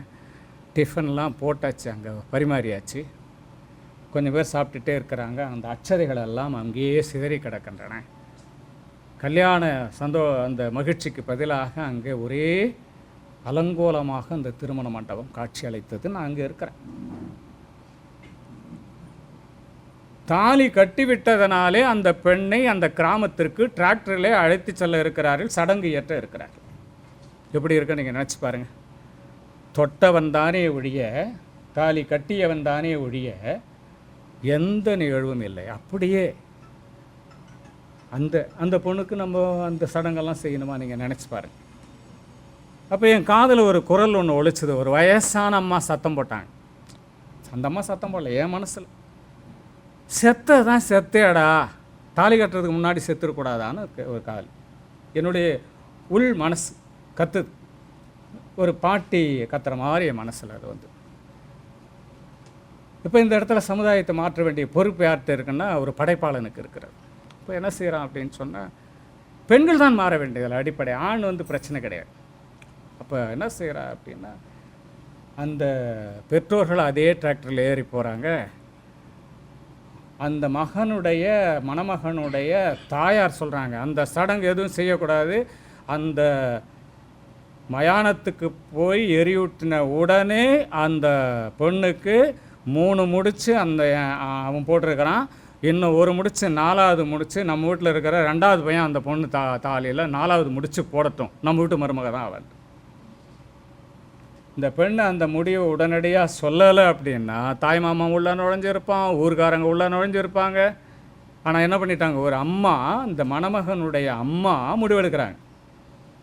மயானத்தில் எரிந்த உடனே நம்ம இங்கே வருகிற பொழுது 3வது முடிச்சு 3 முடிச்சு போட்டாச்சு, அது அண்ணங்காரன் போட்டு கொடுத்துருக்கிறான். இப்போ தம்பிக்காரன் ஒரு முடிச்சு 4வது முடிச்சு போட்டு அவனுடைய மனைவியாக ஏற்றுக்கொள்ள வேண்டும், நம்முடைய வீட்டினுடைய மருமகள் தான் அது அப்படின்னு சொல்லிட்டு ஒரு கதை. 4வது முடிச்சுன்னு அதுக்கு பேர். ஆனந்தவடனில் பரிசு பெற்ற சிறுகதை என்னுடைய சிறுகதை. எதுக்கு சொல்கிறேன், ஒரு நமக்கு எப்போ நேரம் கிடைக்குதோ அந்த நேரத்தெல்லாம் நம்ம என்ன செய்யணும் அப்படின்னு சொன்னால், நம்ம சிந்தனையை சமூகத்தினுடைய மாற்றத்திற்கு ஆசிரியர்கள் தாங்க, வேறு யாரும் செய்ய மாட்டாங்க. படைப்பாளர்களில் பெரும்பாலும் ஆசிரியர்கள் நிறைய செய்துட்ருக்காங்க. வேர் இஸ் த யூத்னு ஒரு நாடகம் போட்டேன் நான். நம்ம ஆண்டன் செக்கோவனுடைய ப்ரப்போசலில் நான் நடித்தவன். தமிழ் பல்கலைக்கழகத்தில் நாடகப்பள்ளியில் Badal Sarkar national school of drama டெல்லியில் பயிற்சி பெற்றவர்களெல்லாம் எங்களுக்கு வந்து பயிற்சி கொடுத்தாங்க. எனக்கு கூட அந்த மாதிரி ஒரு ஆசை, அந்த மாதிரி பள்ளிக்கூடத்தில் படிக்கணும், நாடக பள்ளியில் படிக்கணும் அப்படின்னு. ஏன்னா ஃபார்மல் ட்ரெஸ் எல்லாம் கிடையாதுங்க, லூஸ் ஃபிட்டிங்ஸ் தான், பைஜாமா தான் போட்டுக்கணும், கீழே வந்து லூஸாக இருக்கலாம். நீங்கள் வந்து மூலையில் உக்காந்துக்கலாம், சாஞ்சி உக்காந்துக்கலாம், படுத்துக்கின்னு உட்காந்து கேட்கலாம், எந்த இடத்துல வேணாலும் இருக்கலாம். பாடம் நடத்துவாங்க அவங்க, நான் அந்த நாடகத்தை பற்றி நடத்துவாங்க. எனக்கு முதல்ல ஒரு வித்தியாசமாக தான் இருந்தது. அப்போ ரொம்ப பிடிச்சி போச்சு. நம்ம கொடுத்துருக்குற அந்த சுதந்திரம் எப்படி இருக்குன்னு சொன்னால், இன்னும் நம்ம கற்றுக்கணுன்ற ஒரே சுதந்திரத்தை கொடுத்துருக்கு. நான் சும்மா இருந்திருக்கலாங்க, நான் என்ன பண்ணிட்டேன் அப்படின்னு சொன்னால், உனக்கு என்ன கலையில் ஆர்வம், நீ என்ன கற்றுக்க போகிறேன்னாங்க. நான் வந்து இங்கே கல்லூரியில் வந்து அந்த கலைத்துறையை வளர்க்கணும் இல்லை, ஆசிரியராக இருந்து, அதனால் நான் என்ன நான் வந்து கரகாட்டம் கற்றுக்கிறேன் அப்படின்னு. அதுக்கு முன்னாடி அந்த கோலில் நடப்பாங்களே, அது வேணால் எனக்கு சொல்லிக் கொடுங்க அப்படின்னு. ஒருத்தர் கோல் மேலே ஏற்றி காலை கட்டிட்டு அந்த மூலையில் நிறுத்திட்டு போனார் பாருங்கள். சாப்பாட்டுக்கு தான் வந்தார், அது வரைக்கும் கால் ரத்தம்லாம் இறங்கிடுச்சு. ஐயா என்னை விட்டுருங்க, இனிமேல் நான் இதெல்லாம் நான் கற்றுக்க மாட்டேன், எனக்கு வேணான்னு. சரி அப்புறம் என்ன கற்றுக்க போகிறேன், தெருக்கூத்து கற்றுக்குறேன், அது கொஞ்சம் எளிமையாக இருக்கும்ல. சரி வா அப்படின்னு வந்த உடனே, அது என்ன 16 முழம் இருக்குமா 8 முழம் இருக்குமான்னு தெரியல, ஒரு புடவைங்க போட்டு இருக்கணாங்க, இடுப்பில் போட்டு இறுக்கி சுற்றி விட்டுட்டு பார்த்தா 4 நாள் வரைக்கும் இப்படியே நடந்துங்கிறேன். ஐயா என்னை இதையும் விட்டுருங்க, வேறு என்ன செய்ய போகிறேன், நான் டைரக்ட் பண்ணுறேன், டயலாக் எழுதுறேன். அதுக்கு பிறகு தான் அந்த வேர் இஸ் த யூத் என்ற நாடகத்தை, இந்த போதையினால் இந்த இளைஞன் எங்கே சீரழிந்து போகிறான் என்று சொல்லக்கூடிய ஒரு நாடகத்தை அங்கு இயக்கி நடத்திய மயிலங்கல்லூரியில் அதை நடித்தேன். மயிலங்கல்லூரியில் இருக்கிற அந்த வாட்ச்மேன் என்ன பண்ணிட்டார், ஐயா ஐயா அந்த கடைசி சீனை எடுத்துருங்க, என்னால் முடியலை, பார்க்க முடியலை, அந்த கடைசி சீனை எடுத்துருங்க. அப்போ அது அவரை பாதித்திருக்கிறது. அதுதான் நம்முடைய பிள்ளைகளை எந்த நோக்கிலே அழைத்து சொல்ல வேண்டும் என்பதாக நாம் நினைக்கிறோமோ அதற்கு தகுந்த கலையை நாம் பயன்படுத்தி கொள்ளலாம். பெரும்பாலும் ஆசிரியர்களுக்கு தான் அந்த பொறுப்பு கொடுப்பார்கள். அதனால் நீங்கள் அந்த துறையிலும் வல்லவர்களாக வர வேண்டும். எதிர்காலத்தில் நிறைய ஆசிரியர்கள் தேவைப்படுகிறார்கள். அது ரொம்ப நல்லா புரிஞ்சுங்க, ரொம்ப முக்கியம். நீங்கள் பயிற்சி வந்தவங்களுக்கெல்லாம் வந்து ஒரு நலகாலம் இருக்கிறது. ஏன் அப்படின்னா அவ்வளோ ஆசிரியர்கள் இன்றைக்கு என்ன பணி ஓய்வு பெறப்போகிறார்கள். ஆசிரியருடைய அந்த வயது பணி மூப்பு வயதை வந்து நீட்டிக்காமல் இருந்தால் அது ஒரு சிக்கல் இருக்குது. ஆனால் நீட்டிக்க மாட்டாங்க நிறைய. இன்னொன்றுங்க, யார் சொல்கிற வதந்தியும் நம்பாதீங்க எப்பயுமே. இப்போ ஒரு 4 நாளாக யூடியூப்பில் ஓடிட்டுருக்கு. டிஆர்பி வந்த தேர்வு வாரியம் வந்து ஆசிரியரெல்லாம் ஆசிரியர் தலையில் பேரிடி பார்த்தோன்னே எனக்கு பயமாக போச்சு. இருக்கிற இடியை தாங்கினுக்கிறாங்க ஆசிரியர், இது என்னையா பண்ணுறது அப்படின்னு பார்த்தா அதுக்கு பிறகு தான் தெரியுது இனி ஆசிரியர் தேர்வு வாரியம் தேர்வையே நடத்தாது. ஆசிரியர் தேர்வு வாரியத்திலேருந்து எந்த குறிப்பும் இல்லைங்க. இது யாரோ போடுகிறார்கள். உடனே அத்தனை பேரும் என்கிட்ட பயிற்சி பெற்றவங்களும் ஐயா இது என்னது யூடியூப், இது என்ன யூடியூப்னா உடனே நான் என்ன பண்ணேன், ஸ்டேட்டஸில் போட்டு விட்டேன், இந்த வதந்திகளை நம்பாதீங்க, நேரடியாக அரசு முத்திரையோடு அறிவிப்பு வருவதை மட்டுமே பாருங்கள் என்பதாக நான் போட்டேன். அது மாதிரிலாம் இல்லை. அதே மாதிரி நிறைய பேர் சொல்கிறாங்க இவரை பிடிச்சா ஒரு 10 லட்சம் கொடுத்தா, அவரை பிடிச்சா 20 லட்சம் கொடுத்தா. பிடிச்சு கொடுத்துறீங்க, பிடிச்சு வாங்க முடியாது. அது நல்லா ஞாபகம் வச்சுங்க. பணம் கொடுத்துட்டு திரும்பி அந்த பணத்திற்கு உத்தரவாதம் இல்லை. அது நல்லா தெளிவாக புரிஞ்சுங்க. அது பல சூழல்களில் நான் கண்ணெதிர பார்த்துருக்கேன். 10 லட்சம் 20 லட்சம் கொடுத்து ஏமாந்தவர்கள் நிறைய இருக்காங்க. எனக்கு தெரிந்து 15 ஆண்டு கால அனுபவத்தில் பிஜிடிஆர்பி யூஜிடிஆர்பியை பொறுத்த வரையில் 10 விழுக்காடு எங்கேயாவது நடந்திருக்கலாம். அது மிக முக்கியமானவர்களுக்காக அது நடந்திருக்கலாம். பெரும்பான்மை கரெக்டாக அந்த ரேங்கிங்கும் அந்த மதிப்பெண்களும் சரியான முறையில் திருத்தப்பட்டிருக்கின்றன. அது நீங்கள் தைரியமாக நம்புங்க. ஏன்னா என்னுடைய அனுபவம் அது 15 வருஷம் அனுபவம். இல்லை, நமக்கு நல்லா தெரியும் இந்த பிள்ளைங்கள்லாம் வர முடியும், உங்களால் முடியும், இவங்க உழைக்கிறாங்க அப்படின்றதெல்லாம் நமக்கு தெரியும். அதன் அடிப்படையில் பார்த்தால் இதுவரைக்கும் நன்கு உழைத்தவர்கள், நன்கு பயிற்சி பெற்றவர்கள், நன்கு அந்த பயணத்திலேயே ஓடிக்கொண்டிருப்பவர்கள் வெற்றி பெறுகிறார்கள் என்பதாக தெரியும். இன்னொரு செய்தியை நீங்கள் பார்த்துக்கணும். உங்களோட போட்டியிட இல்லை எத்தனை பேர் வந்து ரெகுலர், எத்தனை பேர் கரஸுங்க டிகிரியில் உங்களுக்குள்ள பார்த்துங்க. இந்த ரெகுலர் படிக்கிறவங்க இருக்காங்க பார்த்தீங்களா, இதெல்லாம் நமக்கு நல்லா தெரியுமே, இதெல்லாம் நம்ம படிச்சு தானே, இதெல்லாம் பார்த்துக்கலாம், இதெல்லாம் ஒன்றும் பிரச்சனை இல்லை அப்படின்னு என்ன பயிற்சி கொடுத்தாலும் அலட்சியமாக இருப்பாங்க ரெகுலரில் வரவங்க. இந்த அஞ்சல் வழியில் படிச்சுட்டு வராங்க பார்த்தீங்களா, அவங்க என்ன பண்ணுவாங்கன்னா ரொம்ப நுட்பமாக கவனிப்பாங்க. நம்ம தான் வந்து பாடம் வகுப்பில் கேட்கல, இங்கே வந்து இந்த பயிற்சியில் நம்ம ஒழுங்காக இருக்கணும், ஒழுங்காக படிக்கணும்னு படிச்சுட்டு சென்ற முறை பிஜிடிஆர்பியில் 7 பேரில் 5 பேர் வந்து கரஸுங்க, 2 பேர் தான் ரெகுலர். அப்போ உங்களுக்கு யாரெல்லாம் போட்டியாக வராங்க பாருங்கள். ரெகுலருக்கு கரஸ்பாண்டன்ஸு போட்டியாக வராங்க. யார் நல்லா படிக்கிறாங்க? கரஸ்பாண்டன்ஸில் இருந்தவங்க படிக்கிறாங்க. கரஸ்பாண்டன்ஸில் படிக்கிறதால தவறுலாம் நான் சொல்லலை, அது வேறு விஷயம். நான் சொல்லி அதில் மாட்டிக்கிட்டேன். அந்த அனுபவம் எனக்கு இருக்குது. ஐயா கரஸில் படிச்சுட்டு வந்துருக்கா, நீ எல்லாம் எதுக்குமா பயிற்சிக்கு வர அப்படின்னு. அந்த பொண்ணு வெற்றி பெற்று எனக்கு முன்னாடி வந்து பேசு, ஐயா வந்து அன்றைக்கி சொன்னாங்க கரஸில் படித்தவங்களாம் என் பயிற்சிக்கு வராங்க, தான் நான் வெற்றி பெற்று வந்து நிற்கிறேன்னாங்க. எனக்கு ஒரு மாதிரி தான் ஆயிடுது. எங்கே போய் நான் சொல்ல முடியும்? அதிலிருந்து நான் நாவடக்கம் வேண்டும் என்பதை புரிந்து கொண்டேன். அதனால் யாராக இருந்தாலும் சரி தான், நம்ம வந்து தெள்ள தெளிவாக படிக்க வேண்டும். அதனால் நல்லா பார்த்துங்க, இது சமூக பொறுப்புணர்வு. நிச்சயமாக வேலை வாய்ப்பு உண்டு, யார் பேச்சையும் நம்பாதீங்க. இன்றைக்கு இருந்து ஆசிரியருடைய இலக்கிற்காக உங்களை தயார்படுத்தி கொள்ளுங்கள். சிறப்பாக உங்களுக்கு நான் சொல்கிறது என்னென்னா, சைக்காலஜி ஆசிரியரை விட்டுறாதீங்க. யார் எனக்கு சைக்காலஜி நடத்துகிறாங்கன்னு தெரியாது, அவங்கள விட்டுறாதீங்க. ஏன்னா 110 30 10 110 மேஜர், 30 சைக்காலஜி, 10 வந்து ஜிகே. ஜிகேவில் எது கேட்டால் நமக்கு சிக்கல் தான் அது. நீங்கள் அதாவது 1 2 போட்டு நீங்கள் குளிக்கு போட்டு எது முக்கியமாக பார்த்துங்க. அதில் 1 2 தேறிடும், ஒரு 2 மார்க் 3 மார்க் கிடைக்கும். இன்னும் 90க்கு மேலே நீங்கள் மேஜர் வரலாம். இந்த 30ல் 20 வாங்குவதற்கு நீங்கள் தயார்படுத்தி கொண்டீர்கள் என்று சொன்னால் ஓப்பன் கோட்டாவில் வர முடியும். அதற்கு உங்கள் பேராசிரியர்கள் உதவுவார்கள். அதுதான் இந்த இந்த அழைச்சதற்கான என்னுடைய ஒரு குறிப்பு என்னன்னு சொன்னால், சைக்காலஜியை விடாதீங்க. மேஜருக்கு எத்தனை பேர் இருக்காங்க. அதனால் மிகச்சிறந்த பொறுப்பினை நீங்கள் ஏற்கப் போகிறீர்கள். அதனால் மிக மகிழ்ச்சியோடு இருங்கள். வீட்டில் உட்காந்துங்க, வீட்டில் உட்காந்து இங்கேயோடு நீங்கள் கொஞ்சம் நேரம் செய்து பாருங்கள். இந்த கை இருக்குது பார்த்தீங்களா, அந்த 2 கை, நீங்கள் சேர்லேயே கூட உட்காந்து கீழே உட்காந்து ஆன்மீகத்தில் சொல்லலை, நான் உடற்பயிற்சியில் சொல்லிகிட்டு இருக்கேன். அது வேறு ஆன்மீகம் நினச்சி அது ஒரு பிரச்சனை ஆகிடக்கூடாது. உடற்பயிற்சியில் நான் சொல்லிகிட்டு இருக்கேன். என்ன அது வந்து பிராணாயாமம் அந்தளவுக்குலாம் நான் போகலை.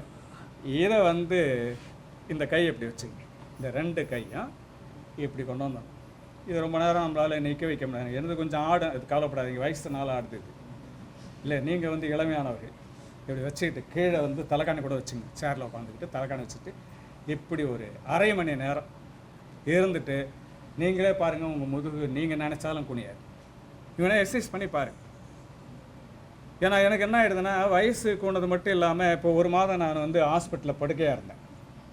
முதல் இப்போ ஐயாயிடுச்சது தான் இங்கே வந்தேன். இன்னும் பயிற்சி கூட போகல, 2 மாதம் ஆகுது. காலில் ஏதோ கடிச்சு காலெல்லாம் வீங்கி படுக்கையிலே இருந்தேன். 1 மாதம் படுக்கையில் இருந்துட்டு இப்போ தான் நான் ஒரு 15 நாளாக தான் தேறி வரேன்னு வச்சுங்களேன். எனக்கு என் மண்ணின் மைந்தர் அழைத்தார். என்னுடைய பல காலங்களில் எனக்கு உறவு தந்ததான ஒரு குழுமம்ன்றதுனால மறுக்க முடியல. அதனால் நல்லா பாருங்கள், நிறைய உங்களுக்கு நிறைய இருக்குது. இந்த எக்ஸசைஸ் இருக்குது, அந்த எக்ஸசைஸ்லாம் இது மட்டும் பாருங்கள். உங்கள் முதுகு குனியவே குனியாது. இப்படி வச்சுக்கிட்டுங்க நீங்கள் நான் போன பிறகு கூட நீங்கள் சாப்பாட்டுக்கு பிறகு 2 பேர் 3 பேர் உட்காந்து செய்து பாருங்கள். ஆனால் ஒன்று, ஒரு அரை மணி நேரம் 1 மணி நேரம் 2 மணி நேரம் வரைக்கும் அப்புறம் முதுகு குனியாது. அதையும் நான் வச்சு கீழே புத்தகம் போட்டிங்கன்னா எடுக்க முடியாது. ஆமாம், அது நான் பொறுப்பு கிடையாது. அதனால் நல்லா பாருங்கள். இந்த முத்திரை நம்ம நீங்கள் இது காமிக்கிறீங்கல்ல, இப்படி காமிச்சா தானே தப்பு. இப்படி காமிக்கிறீங்கல்ல, அதுதான். இது வந்து நீட்டாக அப்படி பண்ணக்கூடாது, இப்படி வரணும். கரெக்டாக இருக்கும். கரெக்டாக இருக்குல்ல. இது நிற்குது, ஆனால் கொஞ்சம் நிற்கிறது கஷ்டமாக இருக்குது. எனக்கு நிற்கிறது கஷ்டம், ரைட்டு, நியாயம். உங்களுக்கு நிற்கும். இப்படி கிட்டத்தட்ட ஒரு அரை மணி நேரம் அப்படி நிறுத்துனீங்க அப்படின்னா நீங்களே நினைத்தாலும் கூட கூன்முதுகு வரக்கூடாது. நேர்கொண்ட பார்வை நிமிர்ந்தா நன்னடைன்றாங்க இல்லையா? யாருக்கு? உங்களுக்கு தான் முக்கியமாக வேணும் இல்லையா? உங்களுக்கு தான் முக்கியமாக வேணும். அதனால் இப்போ நான் நிறைவு செய்து கொள்கிறேன். இந்த அருமையான வாய்ப்பை தந்த இஎஸ் கல்வி குழுமத்திற்கும், அதனுடைய ஃபவுண்டர், அதனுடைய தாளாளர், அதனுடைய செயலாளர், அத்துணை பேருக்கும் நான் மனமகிழ்ச்சியோடு நன்றியை தெரிவித்துக் கொள்கிறேன். மேலாக, எல்லாவற்றுக்கும் மேலாக, யான் பெற்ற செல்வம் என்று சொல்லக்கூடிய அளவில் எல்லோரும் மகிழக்கூடிய செல்வமாக இருக்கிற என் மண்ணின் மைந்தர் முதல்வர் ஐயா அவர்களை இந்த நேரத்தில் நினைத்து பார்க்கிறேன். ஏன்னா எனக்கு தடுதாரி பல விதத்தில் உறவுங்க. இன்றைக்கி என்னுடைய புலனத்தில் 700 மாணவர்கள் என்னோடு தொடர்பில் இருக்கிறார்கள். 700 மாணவர்கள். அப்போ அந்த மாணவர்களோடு என்னுடைய அந்த நட்பு எப்படி இருக்குன்றது பார்த்துங்க. அது ரொம்ப முக்கியம். ஆசிரியருக்கு ரொம்ப முக்கியம். அந்த மாணவர்கள் எப்போ இந்த ஆள் எப்போ ஒழிவான்ட்டு நம்ம நினைக்கக்கூடாது. ஆசிரியர்கள் என்றைக்கும் நம்முடைய மனதிலே நிற்கக்கூடியவர்கள் என்று சொல்லக்கூடிய அந்த ஒரு எல்லையை தொடக்கூடியவர். அது அவங்க ஊருக்கு உரிய ஒரு பெருமை. அந்த ஊரிலிருந்து ஒரு முதல்வர் வந்திருக்கிறான்னு பார்க்குறப்ப ரொம்ப மகிழ்ச்சியாக இருக்குது. அதுக்கு அடுத்தாற்போல் துணை முதல்வர்கள், ஃபேக்கல்டிஸ், எனக்கு ரொம்ப மகிழ்ச்சியாக இருக்குது. ஏன்னா இவங்க எல்லாம் பாடம் நடத்தி பாஸ் பண்ண வைக்கிறவங்களா தெரியுது இல்லைங்களா? ரொம்ப முக்கியம். பாடம் நடத்தி நமக்கு தேர்ச்சி பெற வைக்கிறார்கள் என்று சொன்னால் இவர்களைப் போல தெய்வங்கள் யாரும் இல்லை. அது ரொம்ப முக்கியம். இந்த கால கட்டாயம் என்ன அப்படின்னா, கடமைக்கு நடத்துறதுன்றது வேறு, அந்த ஈடுபாட்டோடு நடத்துவது என்பது வேறு. இந்த அவர்களை பார்த்த உடனே எனக்கு அந்த ஈடுபாடு தெரிகிறது. இந்த ஆசிரியர் பெருமக்களை அத்துணை பேரையும் நன்றியோடு நான் நினைவு கூறுகிறேன். பெற்றோர்கள், பயிற்சிக்கு வந்திருக்கிறவர்கள், அலுவலர்கள், அத்துணை பேரையும் இந்த நேரத்தில் நான் நன்றியோடு நினைத்து பார்க்க. வணக்கம்.